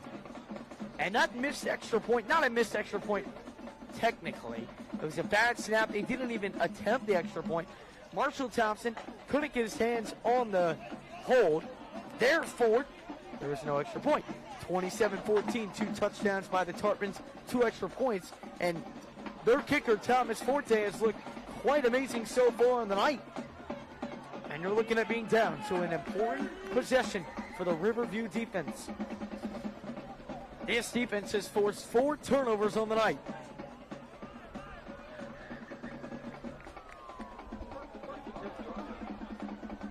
They'll look to do more of the same here. Here is Valentino in the shotgun. Rolls to his left. Valentino dumps it off, got his receiver, and then he's going to be met right away by a swarm of Riverview defenders. Picks up a yard. He'll get to the 38-yard line.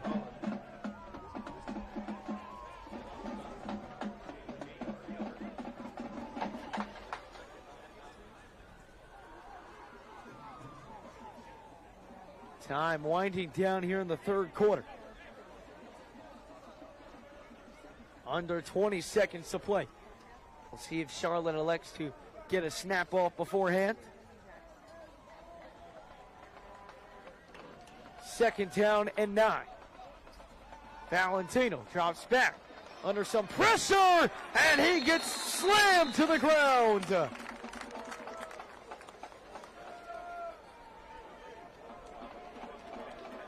For the Gorda and Jack Fulveg in on the stop, along with a couple others.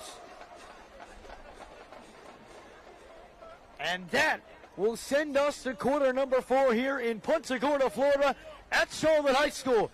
It's the Riverview Rams on top of the Tarpons, 27-14.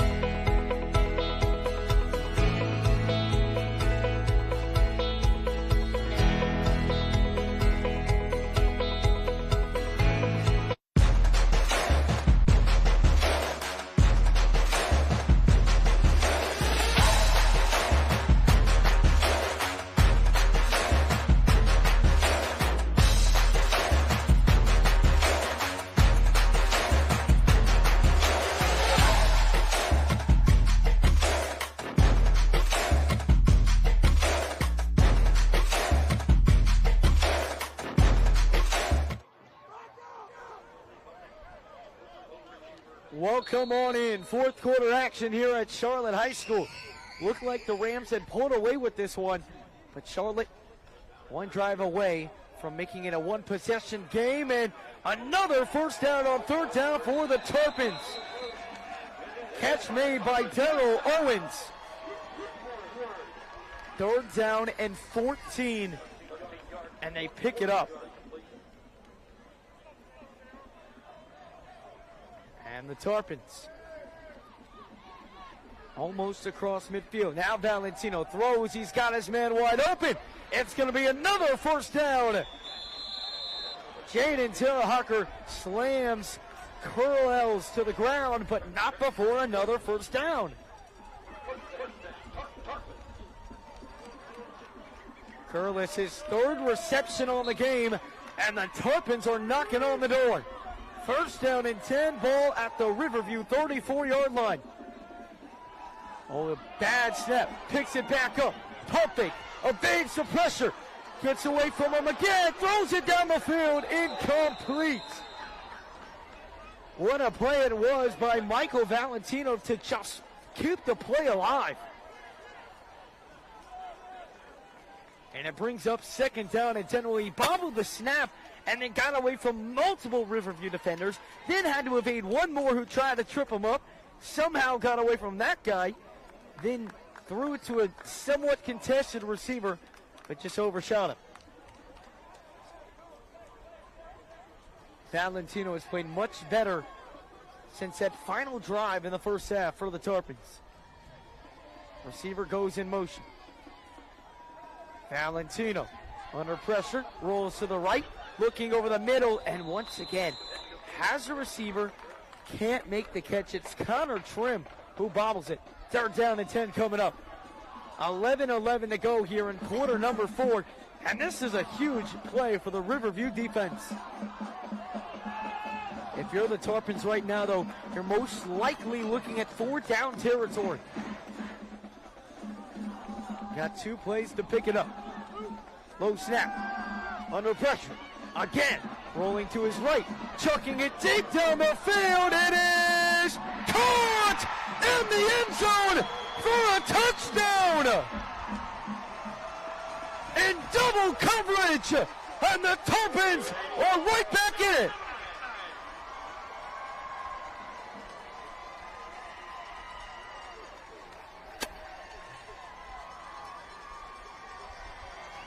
We have ourselves a ball game once again.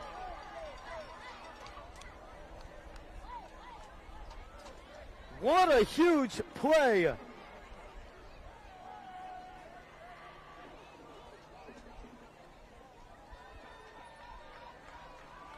And Thomas Forte on to kick the extra point.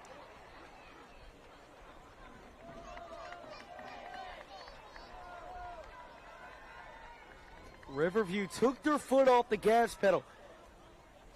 On one of the drives in the third quarter, Riverview had all their backups in, besides Jeremiah Dawson and a couple of the offensive linemen, but all the wideouts, all the starters, all went to the bench. And now, an extra point away from making it a 6-point game. Thomas Forte.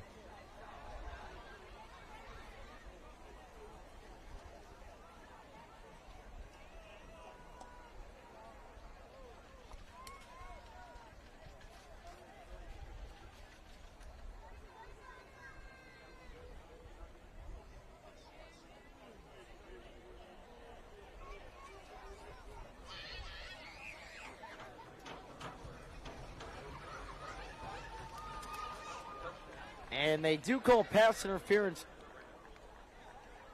on the Rams. And so now the extra point can be had. Took a while to make that call. And now Thomas Forte. The extra point attempt to make it a 6-point game. This is a huge extra point. Good snap. Good hold. It's up. And it's in. 21 for the Tarpons. And just like that, it's a 6-point ball game here at Charlotte High School. A brand new ball game. 11:03 to go here in quarter number 4.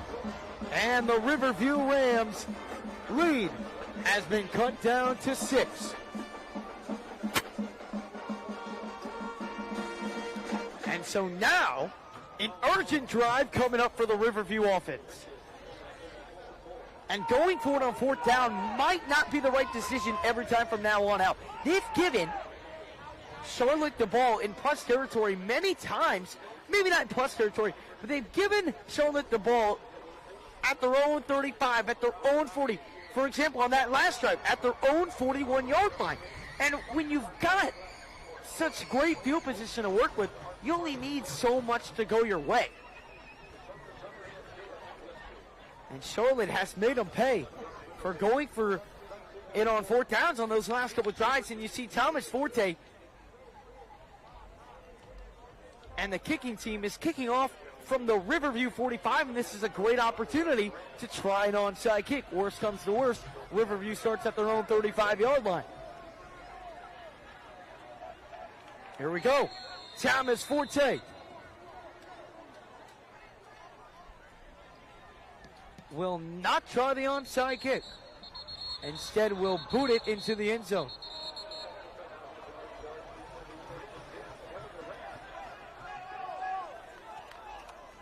So Riverview has the ball at the 20-yard line. And all of a sudden, it's a game again. This game looked dead in the water at 21-0. And then it looked it again when Riverview extended the lead to 27-7. Had a 20-yard touchdown pass after a turnover to Luke Batista. This game looked sure as done. And all of a sudden, with 11 minutes to go in the 4th quarter, Charlotte is a touchdown and an extra point away from taking the lead. Trying to get their first win of the year. Jeremiah Dawson hands it off up the middle to Scooter Trotman. Trotman's found a hole, stays on his feet. Trotman down the sideline before being pushed out of bounds. A huge run by Scooter Trotman. Across midfield and down at the Tarpons 41. That's exactly what Riverview needed. And Scooter Trotman continues to impress when called upon.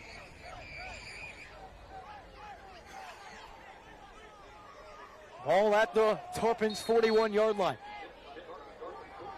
Under 11 minutes to go, 4th quarter. Dawson drops back, looking to the left side. He's got Charles Lester, and Lester is going to be tackled down after a gain of around 3. A flag does come flying in late. We'll see what this is.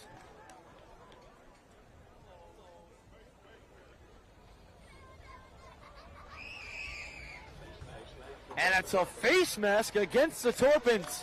That'll push the Rams up 15 yards and an automatic 1st down. Those are the types of things you have to take advantage of.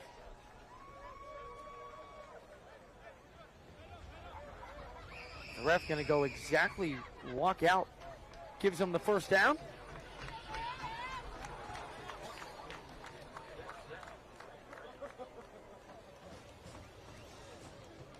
Ball now placed at around the 32-yard line. Jeremiah Dawson has Thompson all the way to the right, with Trosky in the slot, and Lester to his left. Hands it to Trotman. Trotman still on his feet, pushing the piles the offensive line.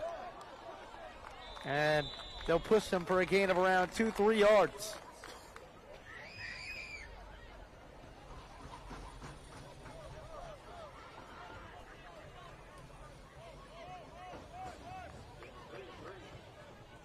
Second down and 7 coming up. Under 10 minutes to play. 4th quarter, Rams lead by 6 over the Tarpons.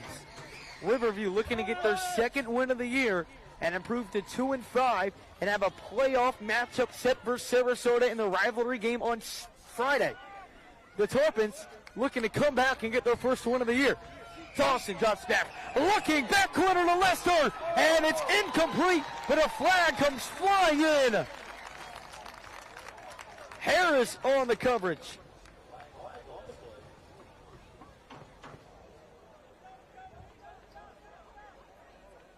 And this will surely be a pass interference on the Tarpons.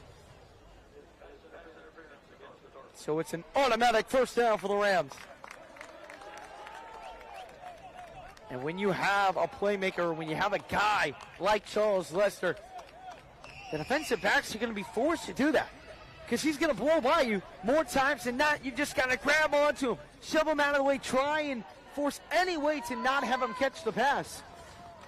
Does so, but gives the Rams 15 yards. First down and 10.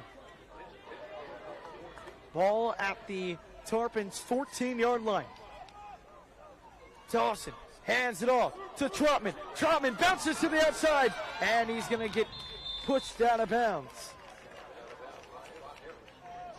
Avant Harris pushes him out.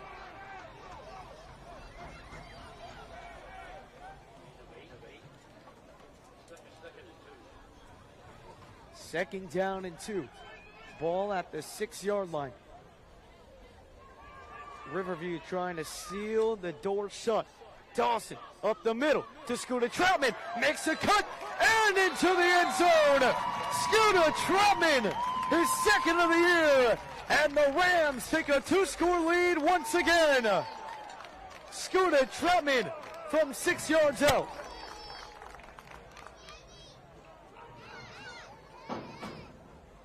And it looks like the Rams offense is going to stay on out there and go for 2.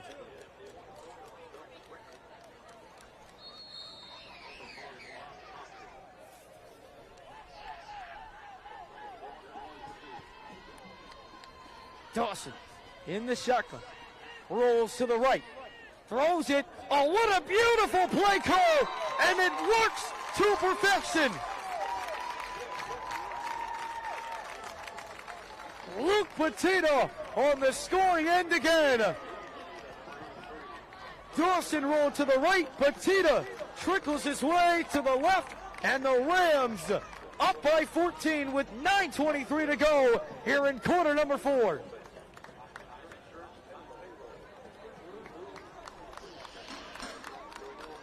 How about the night for senior tight end and Holy Cross commit Luke Petito?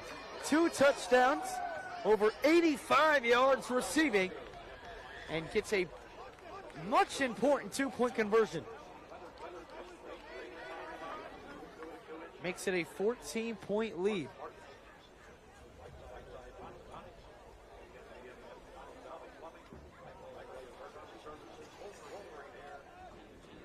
Nick Delfu set to kick this one off.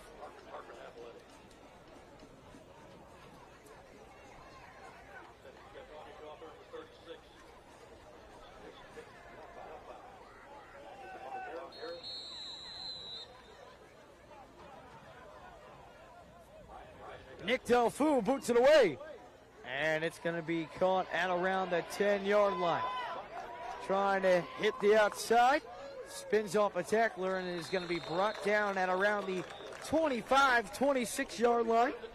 So the Tarpons will have first down and 10. 9:15 to go in this game. This game not over yet. But the Tarpons offense is going to have to drive down the field once again and score. Did a great job of that on their last drive, making it a 6-point game, but a huge drive by Riverview and a 2-point conversion has it back to a 14-point lead.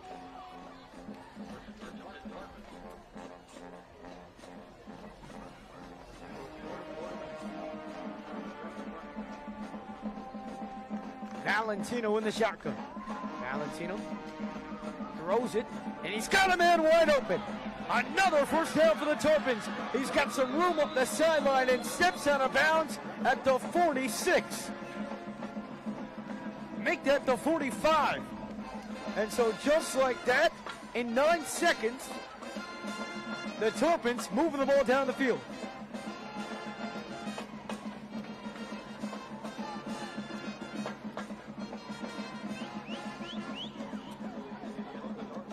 However, a penalty against the Tarpons will back them up.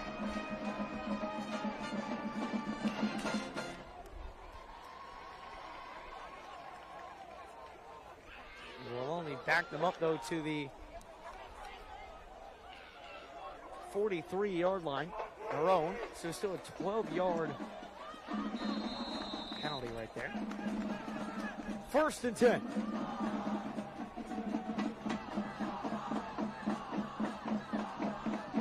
Hall in motion.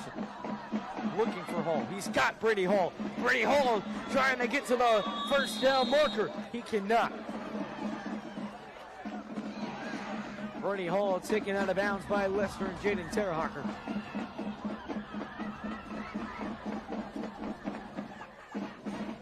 Second down and 3 from the 50-yard line.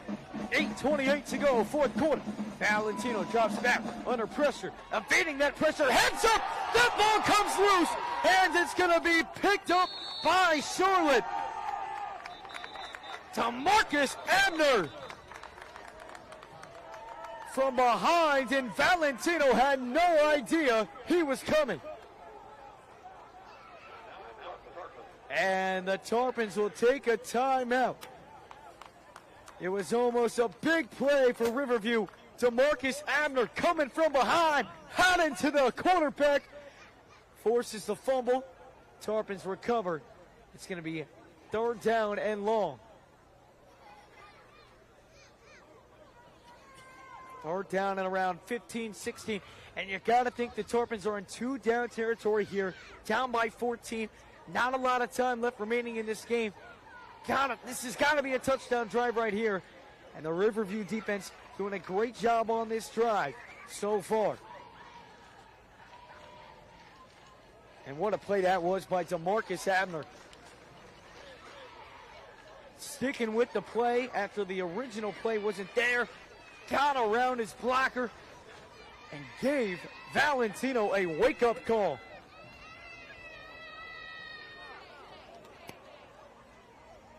So here comes 3rd down.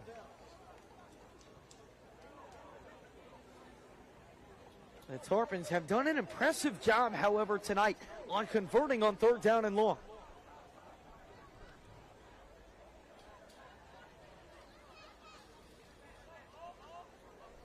The refs conjuring right over the ball.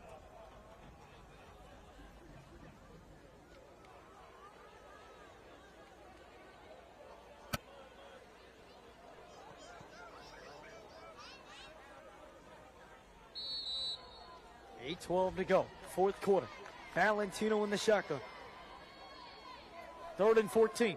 They need a play here. Valentino under pressure again, evades it again, throws it, and it's incomplete, left short for Wadsworth. And it's 4th down, and you have to imagine they'll stay on the field. Right now, the Riverview pressure is just getting to them.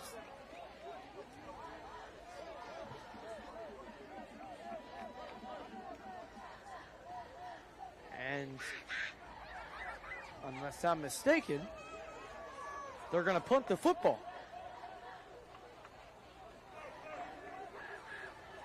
I'm trying to find out how this makes sense. 8:06 to go, down by 14. You have the ball on your own 36, but relying a lot on your defense here. Lester back to receive. Oh, it takes a nice bounce for the Tarpons at the 5-yard line.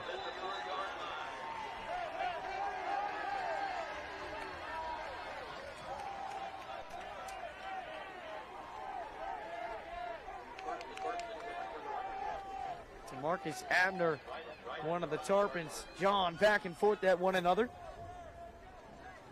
So the Tarpons decide to play the field position game. It's going to be 1st down and 10. Ball at the Riverview 5-yard line. The Tarpons are betting on their defense.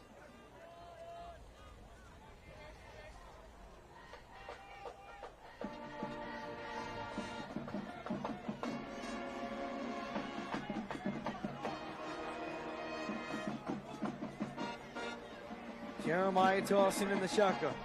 Dawson Hands it off up the middle to Scooter Troutman. And Scooter Troutman picks up 15. Flag. This one's going to be coming back. Holding on the offense. That'll move them half the distance. It'll be first down at around 12 and a half.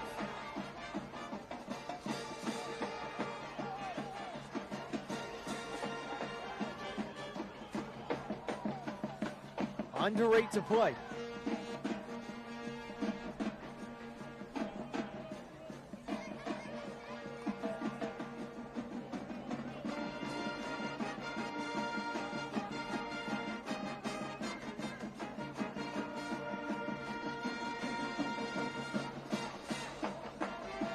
Appear to be possible offsetting penalties there.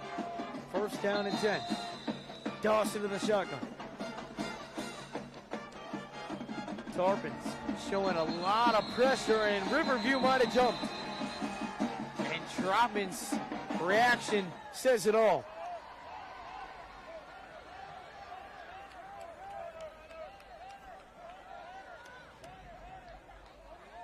Already pinned up back against the wall by your end zone. The false starts can happen. So it'll back them up half the distance to the goal. First down at around 12 for Jeremiah Dawson and the Rams offense. 7:48 to go, 35-21. A successful drive here for the Rams puts this game away. Dawson, hands off to Troutman. Troutman, one man to beat, and he beats him. Needing a block on the right side. Doesn't get it, but he steps out of bounds. A huge run by Scooter Troutman. A 20-yard pickup, and it's first down for the Rams. Backed up by your own end zone at the 3-yard line, and Scooter Troutman continues to impress tonight.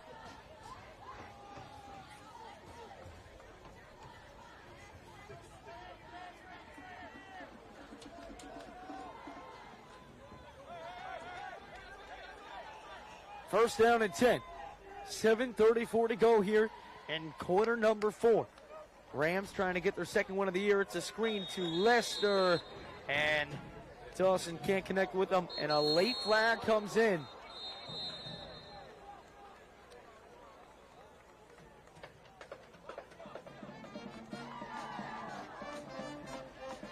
And looks like this one's going to go against the Tarpons.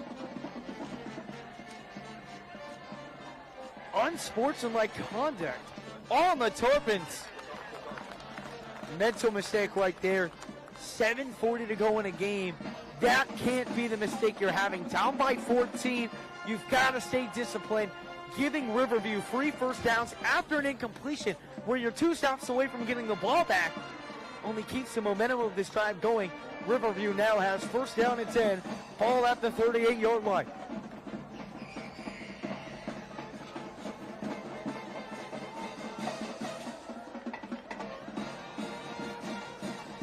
Going wildcat here with Charles Lester. Troutman to his right side.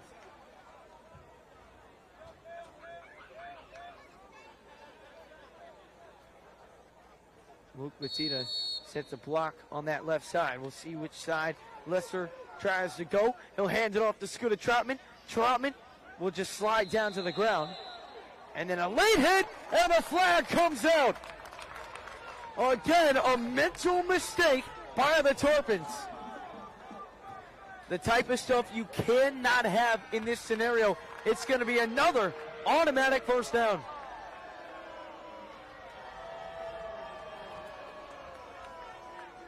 Troutman clearly slides down and then just an unnecessary hit.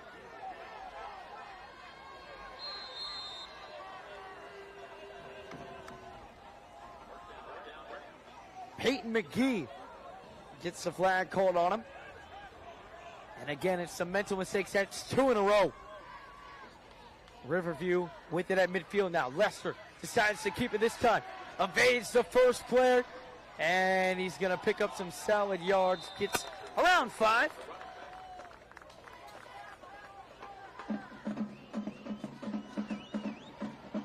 And they're going to remain in this Wildcat look. Dawson remains out wide.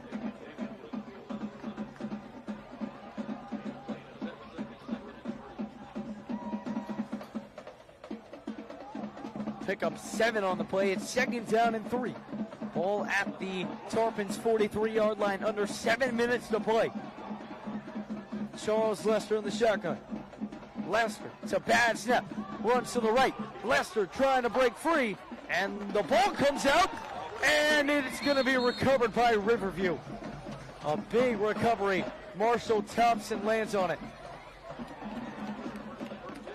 That's twice that Lester has coughed up the ball tonight. He turned it over earlier in the first quarter and almost in a crucial spot there. But Thompson bails him out.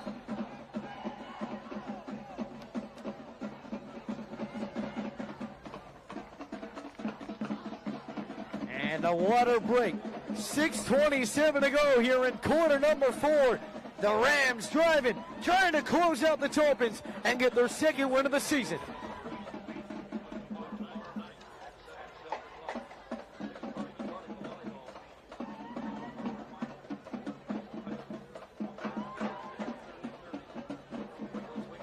Again,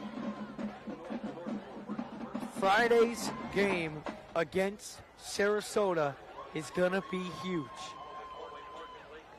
Riverview comes in with an 11-game winning streak, but for the first time in a while, Sarasota's going to come in with a better record. Sarasota's going to come in more healthy. Sarasota is going to come in more rested. Riverview's playing a game on a Tuesday, and then 2 days to prep for Sarasota. Obviously, there's prep for Sarasota throughout the year. However, Riverview's banged up right now. Dante Abner won't be back. DJ Johnson might not be back. And playing a game on Tuesday, we'll see if that affects the Rams on Friday night at Sarasota High School, which will determine if the Rams can secure a playoff spot.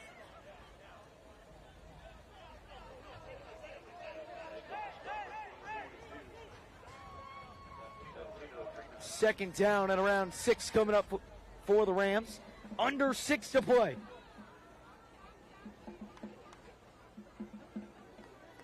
Scooter Trotman, an impressive job tonight on the ground.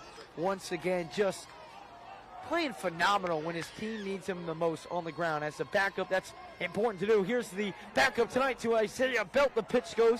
A flag comes flying in. And this will most likely be coming back.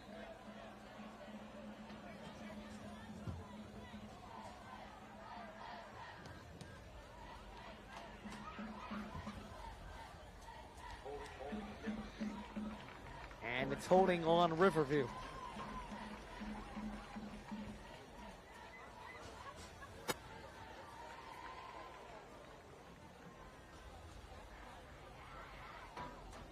Make sure, if you have not done so already, to subscribe to the Riverview Rams here on YouTube so you do not miss Friday's game versus Sarasota. Less than 3 days away until the classic rivalry between the Sailors and the Rams. Rams will be looking to get their 12th straight win over the Sailors. Dawson hands it off up the middle. No, it is Isaiah Belt up the middle, slammed to the ground, but not before picking up the first down. The freshman running back on 2nd down and 16 picks up 18.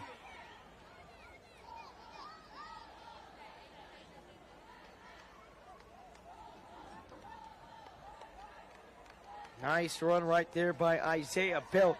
Was thrown to the ground by Augustine. Dawson in the shotgun.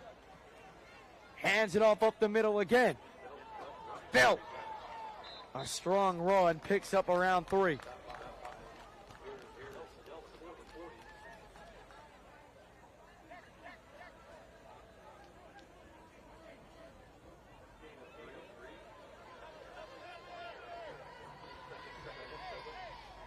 Second down and 7 coming up. Under 5 minutes to play. The Rams doing a great job of draining out the clock. well on their way to their second victory of the year. Dawson in the shotgun. Dawson hands it off. It's Scooter Trotman. Oh, what a move! And Trotman into the end zone for 6. Scooter Trotman.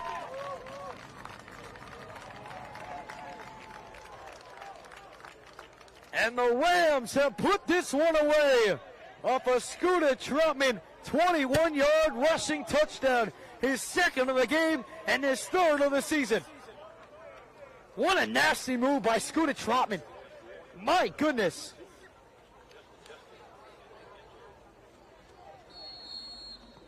Oh my goodness, the stutter step and then the cutback. My goodness. And Majestic Van Ingen on to attempt the extra point. It is low and it is no good. And so the Rams on top 41-21, 4:09 to go fourth quarter. And this one is all but over now. My goodness. Going back to watch that Scooter Trotman run. I mean, just a beautiful move. Scooter Trotman gets it. Stutter step, cut. My goodness. Cannot catch him.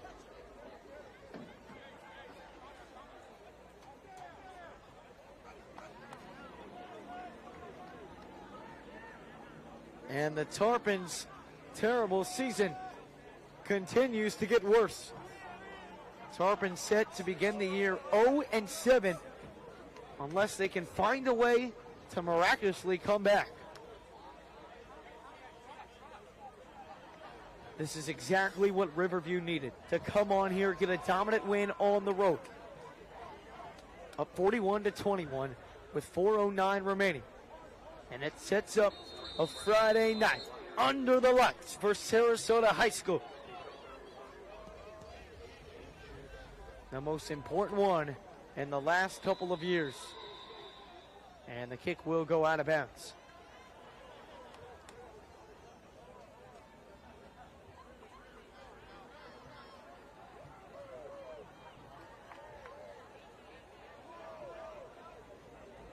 The Rams defense will come on out to the field.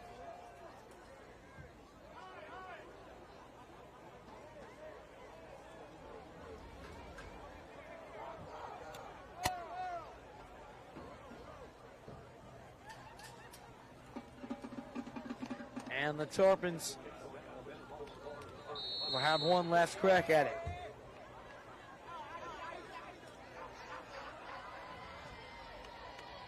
Valentino in the shotgun. Hands it off up the middle. And taken down to the ground.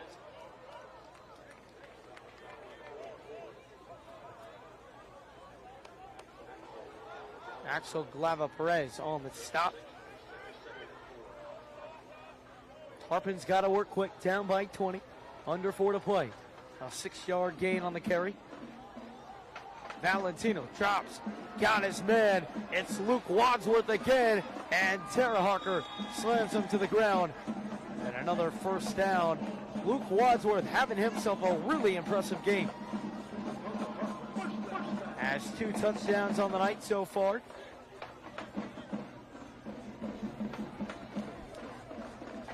First down and 10. Ball at the Riverview 46-yard line.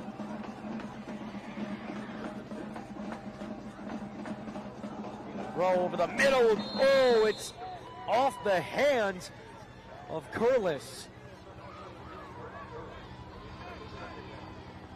Been a couple times, more, not a couple, a lot of times tonight that Charlotte has had their hands on a wide open play and just cannot grab it. And it's been consistent all night long. Second down and 10. Valentino drops back. Valentino throws it, and he's got his receiver, and once again, wide open. Can't hang on to the catch. Flags do come flying in late.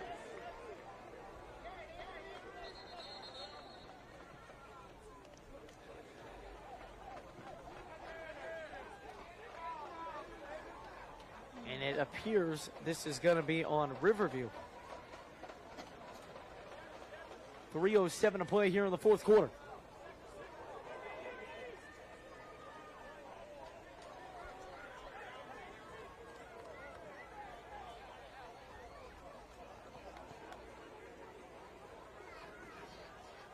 And never mind, this is going to be on the Tarpons.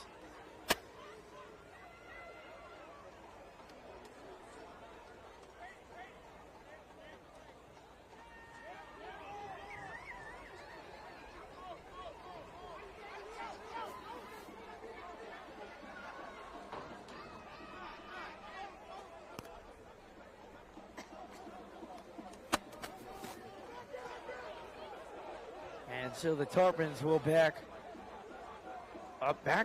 to their own 39-yard line.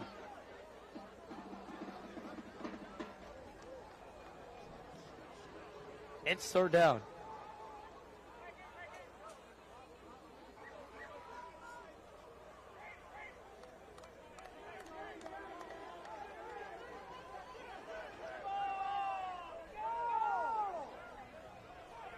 And back to action.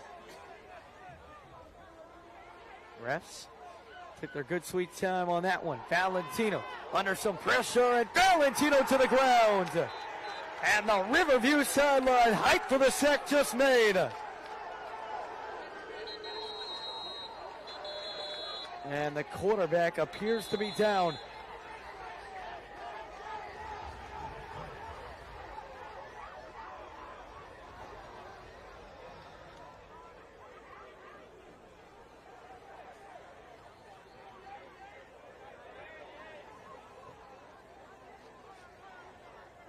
And he appears to be really hurt. Went head first into the tackle, met by a swarm of Riverview defenders. And the backup right now is warming up. Valentino is up. And he'll walk off the field on his own power. Clearly hobbling. 2:47 to go, fourth quarter.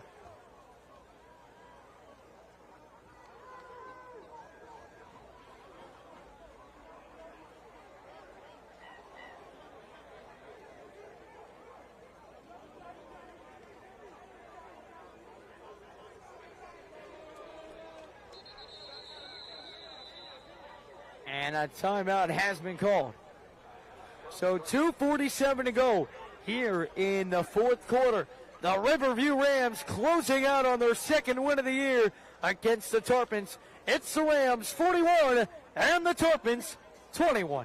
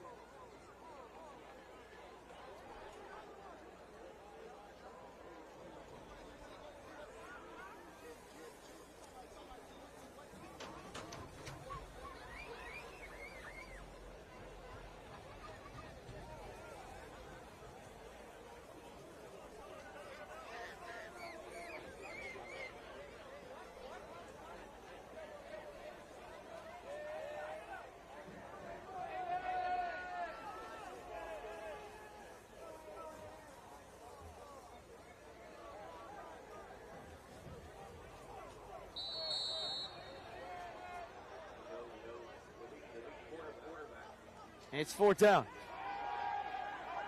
And he'll decide to run with it. And can he get to the first down? Marker! Oh my goodness! What a massive hit! Disrespectful!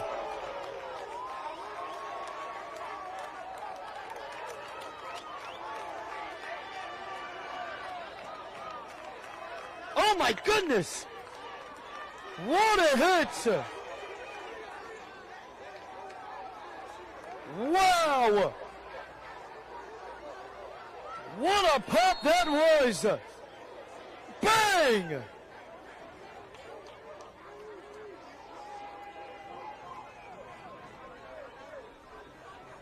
Axel Glava Perez on just an absolutely disgusting hit.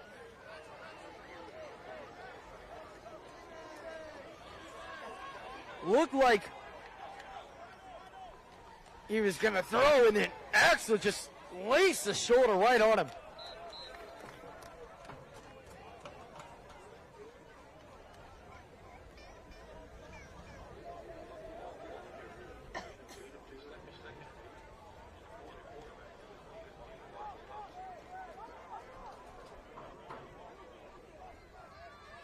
And Riverview will just run the clock out now. The stop on 4th down. And Dawson and company can run out the clock.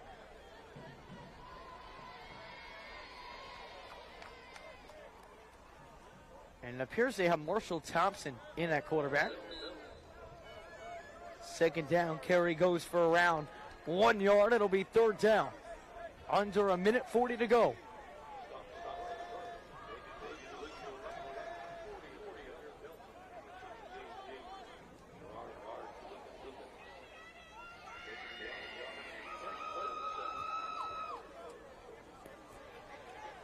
So the Rams will improve to 2-5 on the year.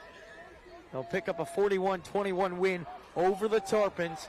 And once again, it will set up a date with the Sarasota Settlers on Friday night at Sarasota High School, where the Rams will try and not only beat the rival for the 12th straight time, make the playoffs. I mean, it's a rivalry game, so the implications are already high. And then you add whoever wins goes to the playoffs, whoever doesn't, season is over basically. Man, it's going to be an exciting night on Friday night, and we hope to see you in here because it is sure to be one of the best Riverview Sarasota games in a while. A holding will back up the Rams here. 59 seconds remaining here in quarter number 4.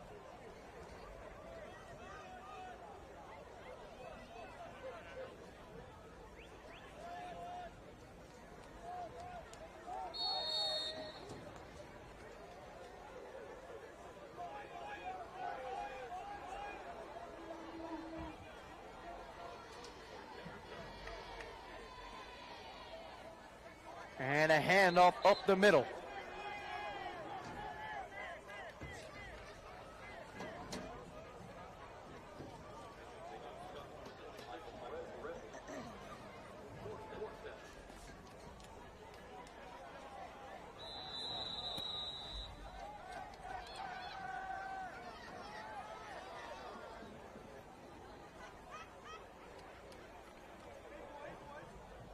And a timeout has been called with 39 seconds to go. So on 4th down, Charlotte is going to make Riverview punt this football away. Talk about delaying the inevitable.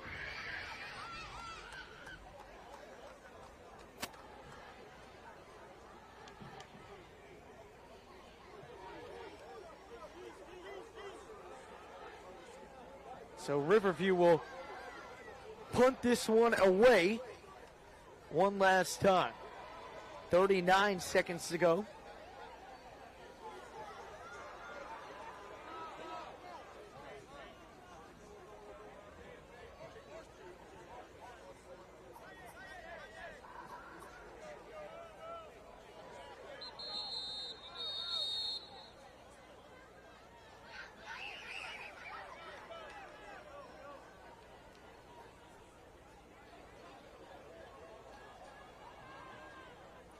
And Riverview sends out the punt squad. Make sure to stay tuned.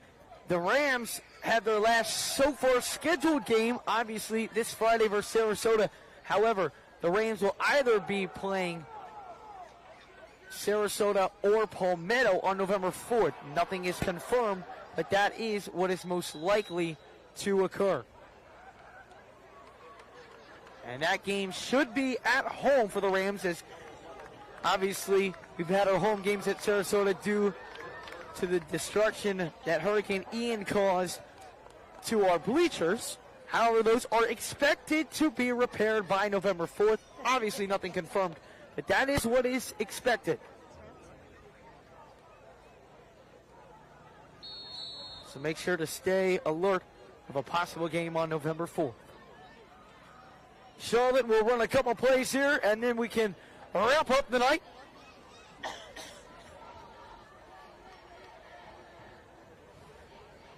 First down and 10. Valentino back at quarterback. Tarpons go 5 wide. Valentino drops back, looking deep down the field, and another drop. Oh, and they're going to go a flag here.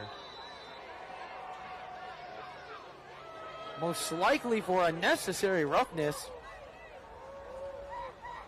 Another big hit from the Rams.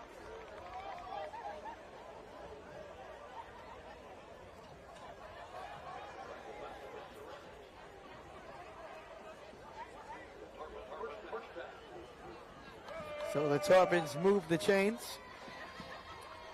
22 seconds left to play. Tarpons playing to the final whistle.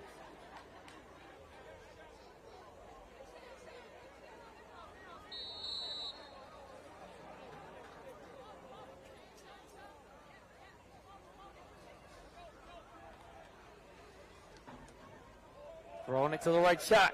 Got his receiver. That is Trenton Curlis. So a first down for the Tarpons. 15 seconds. Gets out of bounds. Tarpons quick to the line.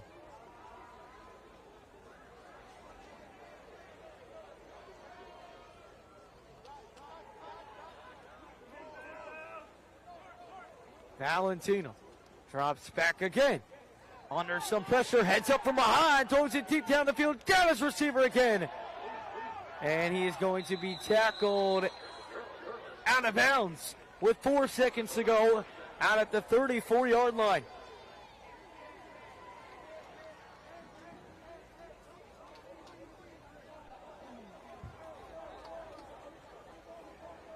And one last little Hail Mary attempt for the Tarpons. 4 seconds to go. Ball at the 34-yard line.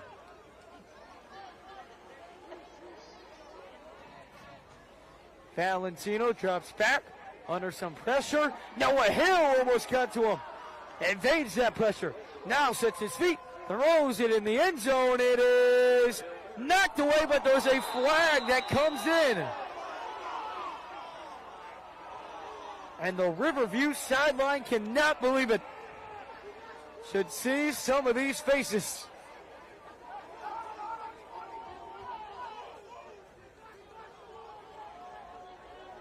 And they'll call a pass interference. So an untimed down for the Tarpons.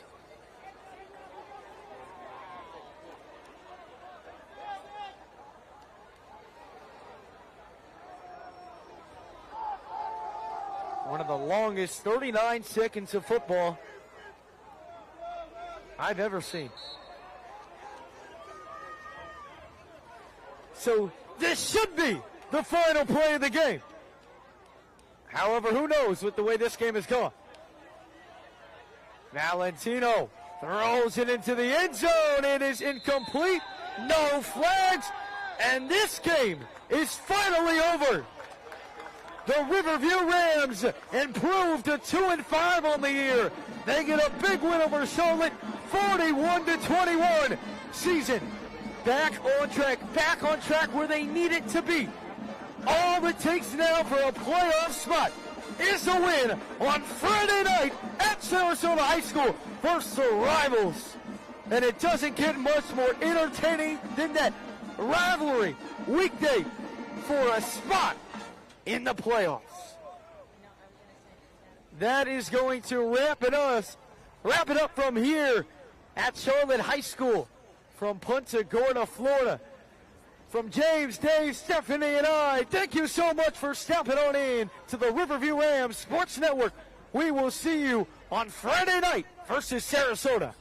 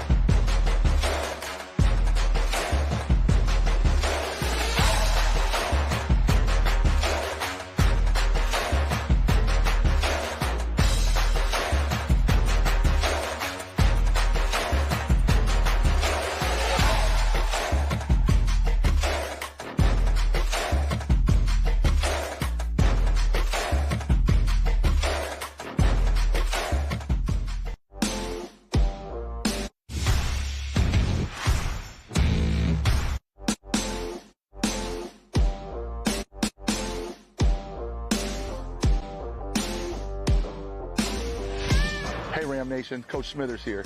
I'm excited to get this football season underway. I'm also excited to bring to you another season of our football games via YouTube. If you like the games that you're able to watch every weekend, we'd love to get your help. There are two ways to do it.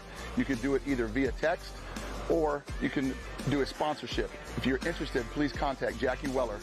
Her information is on the screen. Thank you very much for tuning in, and go Rams.